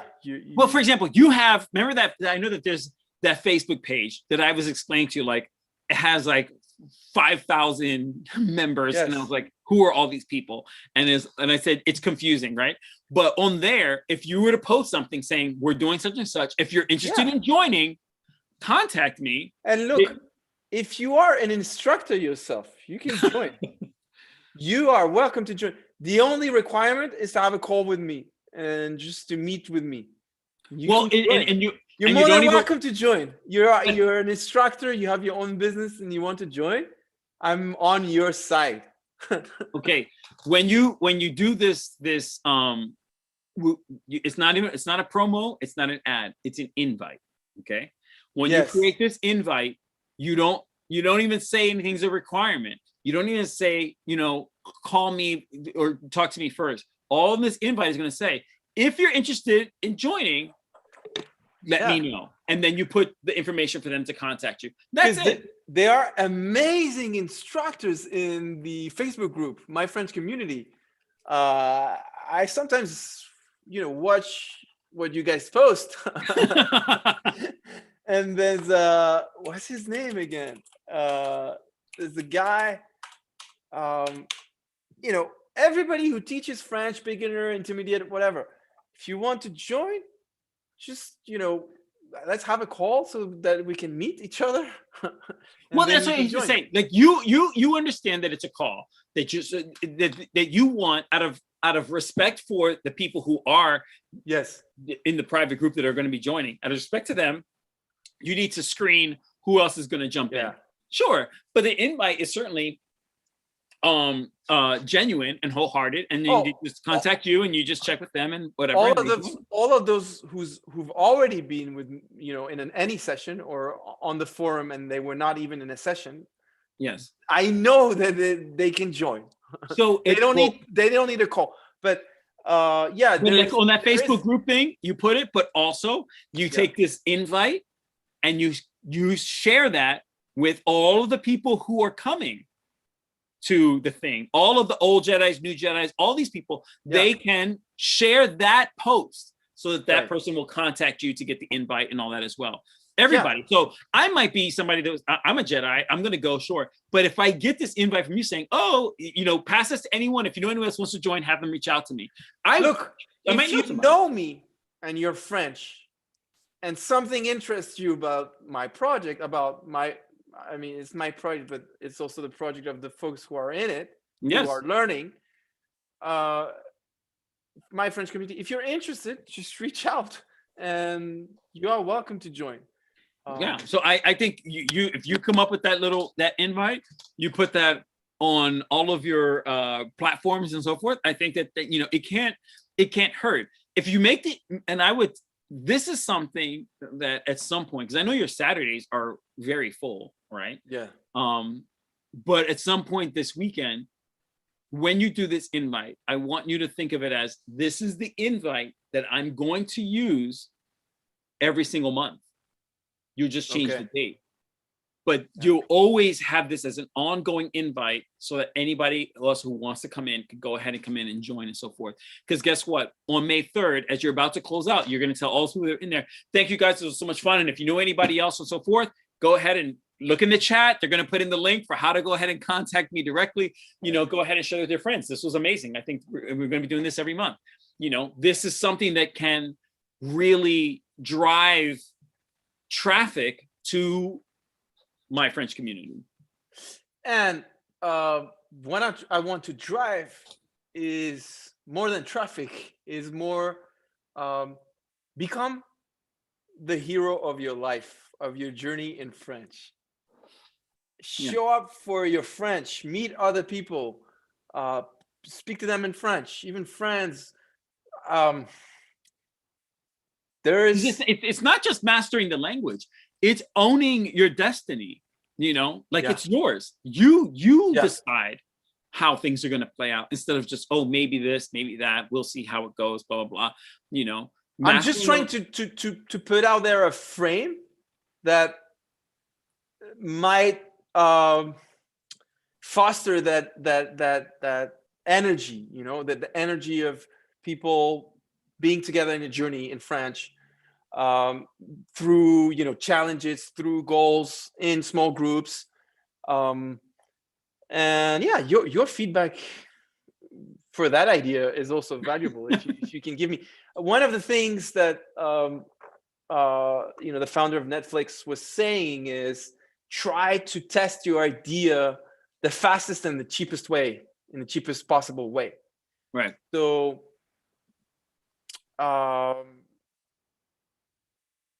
yeah. Well, and here's the thing. If you test something out the fastest and the cheapest way, but you put your heart into it, that's what makes it work. That's what keeps it from being cheap in terms of quality. Yes. Right. It doesn't cost anything, right? And I loved my sessions. I loved my sessions so much. Yeah. But that to me is where, and Netflix, guess what?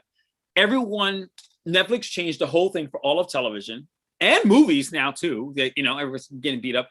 But even now, to this day, there is no other streaming service, cable network, television station. No one has been able to say, hey, here's a great show. You get the entire season right now, no commercials. Netflix is the only one that's been able to do that. The only one. And everyone's trying to come close and they're trying to do this and everybody's getting so frustrated. And it's not a bad show. It's a good show. And because why? Because if you watch another show in the US, if it's ABC, NBC, whatever, you start watching a show, guess what? After 2 episodes, 3 episodes, sometimes it's canceled. And you're like, I like that show. I just spent the past 3 Wednesdays watching it and then canceled it. But with Netflix, that doesn't happen. You get the entire season and you can watch it all right now, this minute, straight through. And the navigation is easier than everybody else. Finding out where you left off is easier than everywhere else. It's really, really, really nice. So that Netflix guy, I have no problem paying him every single penny, every single month. Not that Netflix even costs that much really anyway, but it's worth it because they put out good stuff, but they give it to you in a way that nobody else will. But in the beginning, Netflix was with DVDs that you would get in the mail. Yes. And I was like, oh my God, that's subscription. I remember I used to say that, but they were putting Blockbuster out of business. Yep. Even back then. Yeah. Yeah, actually he mentioned that. He said that was game changing for him. That's when he started to actually become profitable, when he started that subscription business that you're talking about. Yes. But it took a lot of investment money for sure, like the investment into that, because going ahead and providing the service to everyone in the United States was like insane. But in the US, convenience matters more than anything else. Yes. You think price would be number one, but it's convenience, because people will pay more to not be inconvenienced, because they're just, I don't want to say Americans are lazy because I'm an American, but we do love things that are convenient. Am I going to go to the bar, or am I going to just swipe right or left on Tinder and find something? Right. Even though the bar is that engagement, I can see the person, but yes, I don't want to leave my couch. I want to have this one picture where I'm already having my hair look amazing. Not that I have hair. Right. And right, but just like what you said last time, you know, in your book, that it wasn't in your book. You mentioned, I haven't finished your book. I really want to go and read now, but after this, but you mentioned that, yeah, that, you know, that you had a friend who didn't have any significant relationship with anyone, and he got an accident. Yeah. And you were the only person to come and visit him. Right. And that was random. Like, that was just a rant for me to show up. Was kind of like, I just felt bad. I was like, oh, I'll just pop in. And I was the only one. Yeah. And so I think that, you know, communities are coming more and more together on the internet. And it's going to be amplified by the blockchain, because the blockchain also provides a disruption in the governance field. So, but we see it, we still see, like, you know, one or two people on stage, just like on Clubhouse, and then everybody else listening. So pretty much passive, right, and lazy and comfortable. yeah. But once you taste the uncomfort thing, normally you want more. Like, normally, you know, if you're honest with yourself, it makes you feel good, like, to be uncomfortable. You feel alive. Right, exactly. You feel alive. You feel alive. And that feeling, man. There's nothing like it. Right. You feel alive. and they and that feeling of being alive, and like, this is what it's like, and it's uncomfortable. And someone, I remember somebody was saying, like, oh, but I'm going on this date, I don't know if I should go. And they're like, why? Because I don't know, I'm so nervous, I can't figure out what to wear, and so forth. And they're like, the reason you're acting like this is because it matters. Because before, they're like, usually on a date, I don't even care, and I'm so nervous right now, maybe I shouldn't go. Yes. Like, it's not that you shouldn't go, it's because this person matters. It's because you're excited about who they are. All of a sudden it takes a high. This is why you should go. It's when you're like, oh, I'll go in flip-flops, and I didn't even I don't care. teeth, I'll just go. Then for that, you don't need to go. But it's not, it's in your comfort zone. You won't, it's like you, yes. If you build a world where you can't get hurt, then you're building a world where you can't be lifted. Yes, that's how I see it. And it's like, why would you want to stay on the ground? You want to be lifted. You want to elevate. You want to be excited, and that's and it's always good to be with people. Like, my workout group, there's 3 guys. Right. Their workout is, I hate working out. I absolutely hate it. Every minute of it, I'm thinking I should be writing, reading, drawing, dancing, drinking, something. But all 3 of them love to work out. They spend their whole, not even the whole week, because one of them works out every single day, but like, they're like, oh, I got this equipment. One guy drinks a lot, and when he drinks, he goes on Amazon, he buys workout equipment. It's crazy, like different stuff that we could do when we go to the different things. But why am I with them? Because they're going to lift me up. Like, if I know I'm not going to walk in saying, hey, let's do something crazy and even harder. No, they're like that.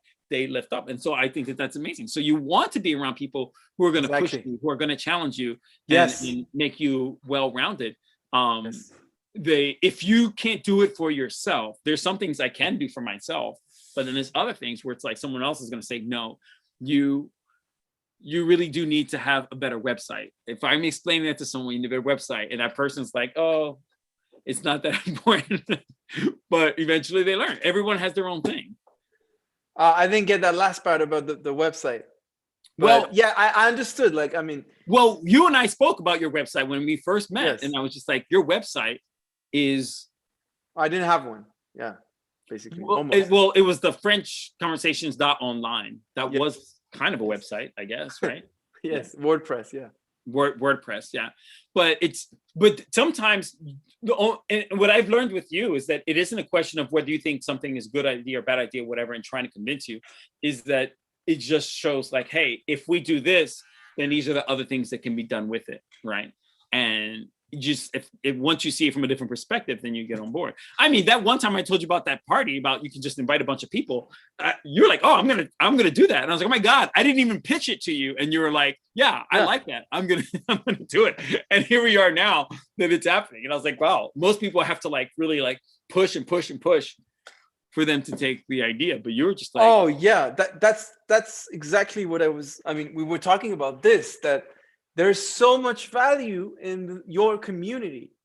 And that avatar thing, which I know we have to ease them into it, with the I'll avatar like walking around and so forth, that is going to blow their minds. I think that is going to be, yeah. And with with COVID, even before that, all that trend of us becoming passive consumers of news and of our lives, basically of our experiences in life.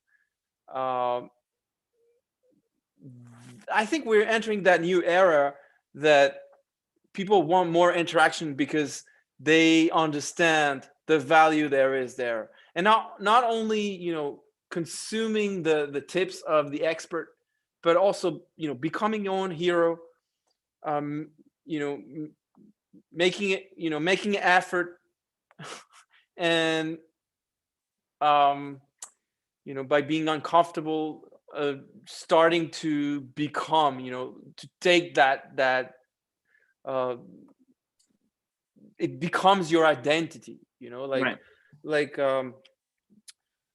like if you go to the gym, then if you run, you become a runner, but you're not alone. That's the whole point. Like there's like, yeah, you're not alone. And or you don't learn have to a be. lot from others. It's incredible how much you learn from others. So it's the system as it is now is really poor in terms of human interaction and how much you can learn through that. Yes. And as you said, if you have to show up, and it's uncomfortable, if it's about you, then it becomes important. Then it becomes potential growth of yourself, and hopefully you get a taste of that, and then you actually do grow. And for the people who don't, come alive. and truthfully, it's a bit of a dance, right? Like sometimes people who aren't comfortable being outside of their comfort zone, then sometimes that's where someone as an instructor, as the party host, as the whatever that role is to get them to have so much fun that they forget that they're out of their comfort zone. That can happen. When I go to work out with these guys, a lot of it is very much out of my comfort zone, but they're so funny and we have such a good time that I'm like, yes. Okay, it's easy for me to forget, like, okay, I'm running up this hill with this giant rock that I think is going to give me a back injury, but we're all doing it and we're laughing, and they yes. did it already ahead of me, and now it's just my turn. And we all, if you surround yourself with the right people and you're having so much fun, then you forget that this was something you were even nervous about, and that's what's also key. And that's why I think the small group is so important. Oh, yes. Yes. Because by that small group, it develops it's very easy to feel not necessarily a comfort zone, but to feel safe, that it's just these people. And I don't have the option to just ease my way back. Because can you imagine a group of 4 people and someone trying to be back here in the corner? You can't do it. Because then if I'm back here, I'm like, oh my God, everybody's watching me in the corner. But if there's more people, I feel like I'm not being noticed, right? So I think that's something that's really, really special that gets offered really in with my French community. Yeah. Okay. All right. So now with the website, what I'm going to do now is I'm going to this weekend clean it up on the phone and on the regular version, right? so that it just looks as polished as it is. Because now we just have the 3 pages.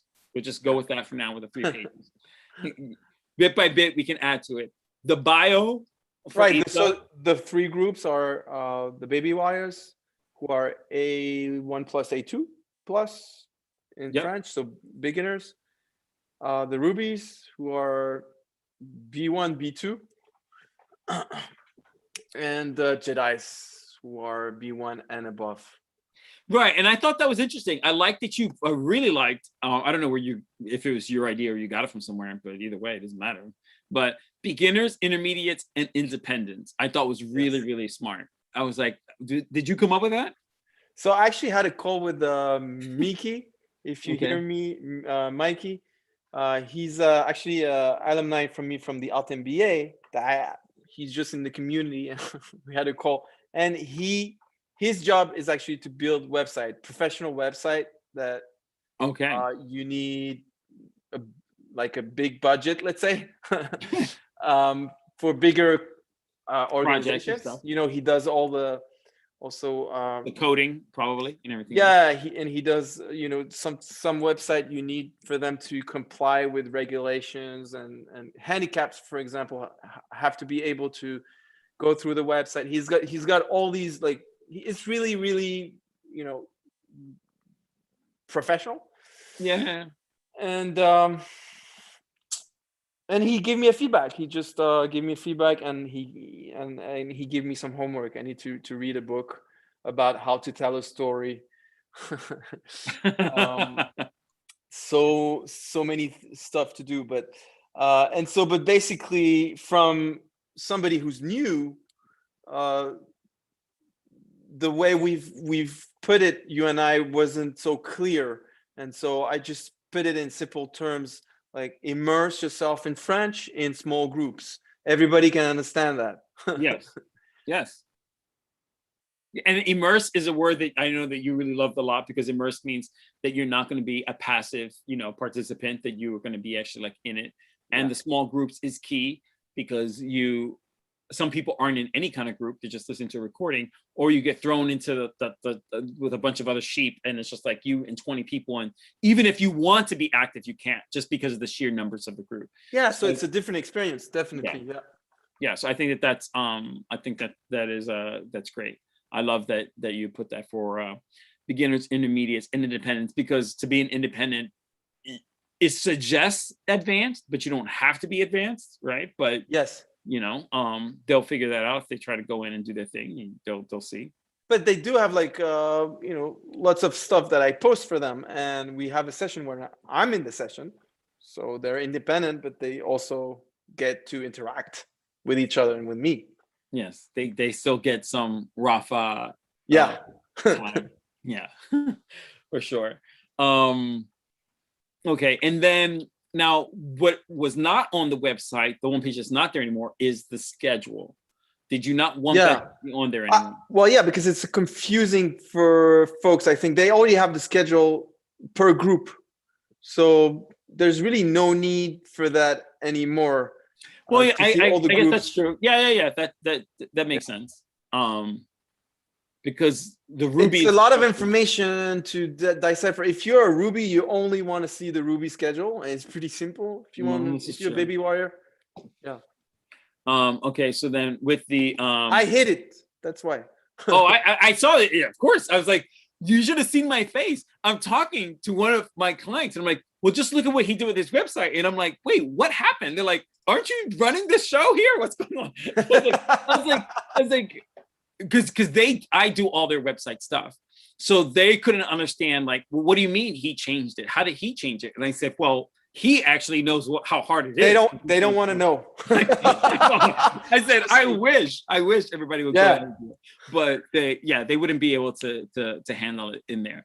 And so in the schedules, then you don't have like in the Baby Warriors, you don't have the casual Saturdays listed, right? Because you said that it's usually the rubies that would be in there. So that's why for the rubies, they have a Google Translate version of it. It's very casual. Right. So when with the casual Saturdays, when they see that, like if somebody's looking around on the website and they see they go into the rubies, they look at what that is. I think that's my level. They see casual Saturdays. The definition of that, or for them wanting to know what that is, that's just something that they'll find out, I guess, when they're interacting with you. And there's a definition there on the bottom. I see that, So instead of the casual Saturday, what they get is a Sunday Google Translate session. Okay. For lack of a better word. Well, it's just more to their level. Yeah. It's a conversation as well. And it's casual as well. So it's just that I resume. Maybe I should have changed that name. Sundays Google Translate Live. I mean, I would change that name for now. Just leave it as it is. But if something occurs to you, because Google Translate doesn't sound like it's very interactive with other people. Yeah, Sundays Conversations or something like this. Yeah, something like that. Yeah. But yeah, okay. So I think that's good, because it's the more simple it is, the better. Sundays Fluent. I don't know. Well, and also because like that's why I was asking about if they all know English, because if somebody wants to learn French and the only language is, well, wait a minute, but does Olga, does she speak English? She speaks mainly Spanish. Yeah. Mainly Spanish, right? But she speaks English as well. Yes. Oh, she does. Okay, because if somebody only, let's say, spoke German and they wanted to learn French and they're trying to do this, then they would look at this website, and some people might have a basic understanding of English, or a little bit, but the simpler the website is, the better it'd be for someone like that as well. Yes. Right. So I'm going to change that. Maybe we can change it to conversations. Sundays Conversations or something. Sundays Conversations. Well, considering it's on a different page, you could call it Casual Sunday. Yeah, why not? Casual Sundays. Because then because now that you don't have them all looking at the same schedule, it's two different ones, then they can. Yeah, you're right. Yeah. Casual Sundays. Casual Sundays. Let's keep it simple. Keep it simple, and then they'll use the Google Translate and all this stuff on their own, because make it a little bit easier. But the simpler the better. Yeah. It actually will make it easier for when they go from maybe Warriors to Rubies. When their Casual Sundays become Casual Saturdays, they'll understand immediately what that means and how that works. It's actually a very interesting exercise, because you're a beginner in the language and you're using Google Translate, and you're not learning, you're just having fun. And so you see all these words. So it's an experience. Like, you see all these words, you might not understand them. You translate it on your own. And if there's something that anybody is saying you don't understand, you can read on the instructor's screen the translation in English, so you will understand it. And so you're having fun, because you're not stopping all the time to try to understand and all of that. It's like reading a book, and if you're a beginner, it's going to take ages for you to understand and enjoy the experience of reading Victor Hugo, for example. Right. Les Miserables. But now, with that idea, and also your brain picks up all these words. You don't notice it, and the fact you might want to learn, a fun word that you use in your own language, but if you learn through the book, that word you'll learn, only 5 months from now or something. Well, if the idea of the Google Translate would probably give beginners, depending on what level and their comfort level, it makes them feel like, okay, well, I have a little something to help me, in terms of getting through the conversation and all that kind of stuff. It would make them a bit more at ease. Almost like, when people go to a bar and they have a drink, to just kind of like, I guess, feel more relaxed, more courageous, whatever you want to call it. And you have to let go of your desire to understand everything. Just bear with us. This is a little experiment. And during the week, you've got all the lessons and all that. Exactly. Okay. All right, cool. So I will go ahead and do that stuff for the site. I'll shoot you a text to let you know, okay, this is I finished tinkering around and getting it to look the right way. And do you have an iPhone, or do you have like a Samsung or whatever? I have an iPhone. Okay. Because I have an iPhone also. So I think and I do this stuff on my Mac computer.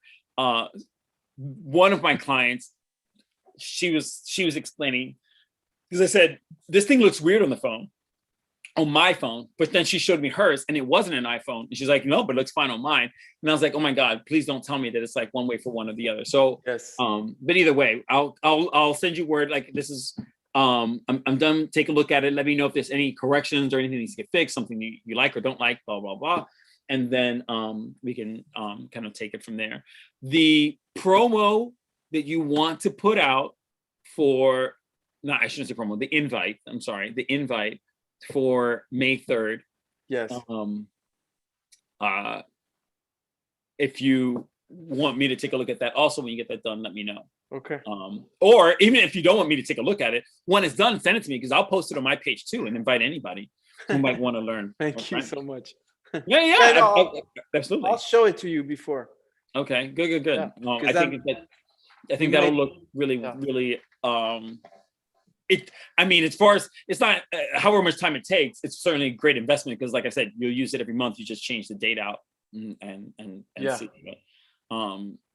Yeah, I mean, who wouldn't want a free meetup for, if you want to learn French? You know, like, I'm just thinking, like, if it was like, oh, there's something they do once a month where they talk about, you know, Wonder Woman, I'll go. I don't care what anybody says. I'll be there. Even if it was in Russian, I'll just go and wear my Wonder Woman crown and just sit there and listen to stuff that I don't understand. But all right, cool. I will then I'll let you know about the website, and then you just send me the thing to look at for the invite, and yeah, we'll talk later on. All right, sounds good. Thank you so much, Achilles. Okay, enjoy your weekend. We're just a little bit more than 2 weeks away from the big event. I'm so excited. Is it? Yeah. Well, 3 weeks, no? Well, this 3 weeks. No, it's no, less. You're right. Yes. I'm telling you, my birthday is May 3rd. That's why I know. Oh, okay. Yeah. I was like, I know. It's under 3 weeks. I have to get ready. I'm gonna be 48. I'm so excited. Congrats. Yeah. Well, we'll see. we'll see what I end up doing. I have an idea for what I want to do, but I have to. Are you going to throw a Zoom as well? It might be something through Facebook Live. I think it's gonna have to be, it's instead of a Monday, on a Sunday, because then there's more engagement and stuff, and then be like a countdown to when I turn 48. I don't know. I was really hoping I was gonna get laid for my birthday, but that's not gonna happen. So not in Quakertown, Pennsylvania. No, but you know. Sorry? In Quakertown, Pennsylvania, there's nothing that I won't be able to find anybody here. But all right, but yeah, so May 3rd for sure. It's less than, it's just a little over 2 weeks. So as I'm saying, by May 3rd, the website will look fantastic. You'll have that basic thing to show. But I want to, the reason why I want to clean up the stuff now is because when you do send that invite out, this is what might happen. Even I swear to God, to me, if 1,000 people see it or 500,000 people see it, doesn't matter. I just think that who knows, it's possible 1 or 2 people might end up wanting to join my French community or be interested in looking at it. So when this thing goes out, the website's link is going to obviously be attached to that. So just in case someone's like, oh, well, maybe I want the website to look, strong for when these people kind of check that out. So that's why I'm going to go ahead and between tomorrow and Sunday, really clean it up. I would love to be able to send it to you tomorrow, so if something has to get changed, you can fix it by Sunday. So that way, Monday, it'll be like, hey, guess what, everybody? We're having this event 2 weeks from today. Blah, blah, blah, blah, blah. All right, sounds good. So the website, the party, the Jedis, I forgot about the Jedis. On Sunday, there's a session. If you want to join the session, well, you are free to join us. And for that website, to check with those last few people about the photos, to have the photos in there. Checking about the photos. I'll try and write a little something about Isa. Yeah. Yes, but I think your skills are better than mine in terms of. Well, you right. Well, the thing is, I've never even spoken to her. So write something, and I can work with that magic. I wrote yours because I know your story. You sent me that resume, but Isa is very private, so therefore I have very little information to work with. And then I'll design the invite. And yeah, the party will be on May 3rd, the first Monday of the month. So every month at 1 p.m. Eastern time. If my French community is something that speaks to you, whoever you are, you're highly motivated either to learn the language or to teach it, kind of, or instruct it to a group of 4 folks, reach out. Yeah. And my French community, if you want to learn it, share it, or teach it, the community welcomes you, embraces you. Yes, exactly. And last point, if you are an IT person and you know of blockchain skills and you'd like to talk to me, or you have like AI skills, I have a few ideas also in the tubes. Did you say AI skills, like robots? Artificial intelligence, speech recognition. Okay. So yeah, the idea, for example, is to spot the mistakes in a video, and then give customized feedback to each person.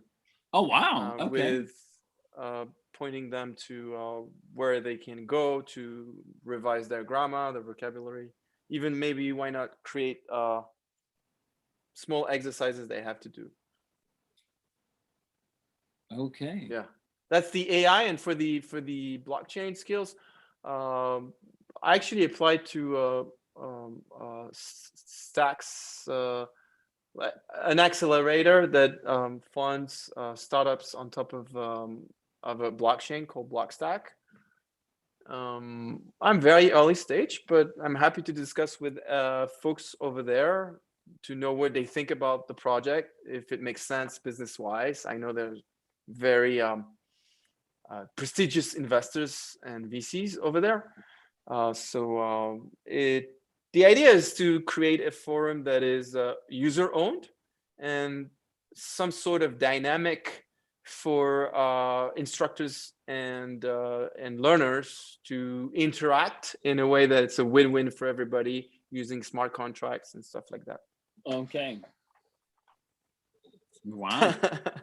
You don't look like a nerd, but oh my god, all of that stuff is like so. I'm not. I mean, yeah. Well, that's the techie. Okay, so maybe not a nerd, but certainly a techie for sure. Because that to me is like AIs. Are you kidding me? But I think that's fascinating. The idea, like, to have that kind of tech that will, like, through video detect something and errors and be able to provide that is amazing. Oh yeah, AI is doing so much progress. This week there's basically they're making a lot of progress with these chips, and now they are able to do even more than before. So it's kind of promising. It cannot do what the human brain does, but it does a lot of other things and it can do it better than a human brain. And also the mechanics of a community with a governance, with teachers and learners, and how the value of the internet is, how folks who imagine if everyone could have a yield on the value of the internet, because we are the creators at our own scale. We post our pictures and it interests our family and friends, and that's why we are all on these networks, but we're not reaping any of it. Yeah. No, and we're all on it. We're all using it, but it's profiting only some. Yeah. So there's. But anyways, let's discuss about this another time. Yes. All right. You have a great weekend. It's always great to see you. Today I was a little bit calmer, I guess. Well, and I think noticed. No. Well, last week was really tough. Like that was really the hardest part of going into the website, figuring out these different things. Your friend who gave the advice about the site as well was really, really good. Yes. A lot simpler, a lot cleaner. And I will check with my sister about May 3rd for her to see if she's going to join that. It's at 1:00, so I don't know. That's fine, I think, for LA, but who am I to say? I don't know. All right, tell Nila I said hello. Yeah, merci beaucoup, Achilles, vraiment pour ton travail. Thank you so much for your work. Amazing work. Yes, of course. I'll talk to you later. Salut, tchuss. Et garde ta flamme intacte. What does that mean? Oh, keep the flame alive or something. Yes. Alive is the key. You're right. Guys, stay alive. I'm learning. Don't be passive. Stay alive. Alive. I'm shocked that I was able to remember and figure that out. So I'm like the mascot of the French community for sure. Keep your flame alive, let's say. Keep your flame alive. Exactly. I'll talk to you later. Allez, tchuss.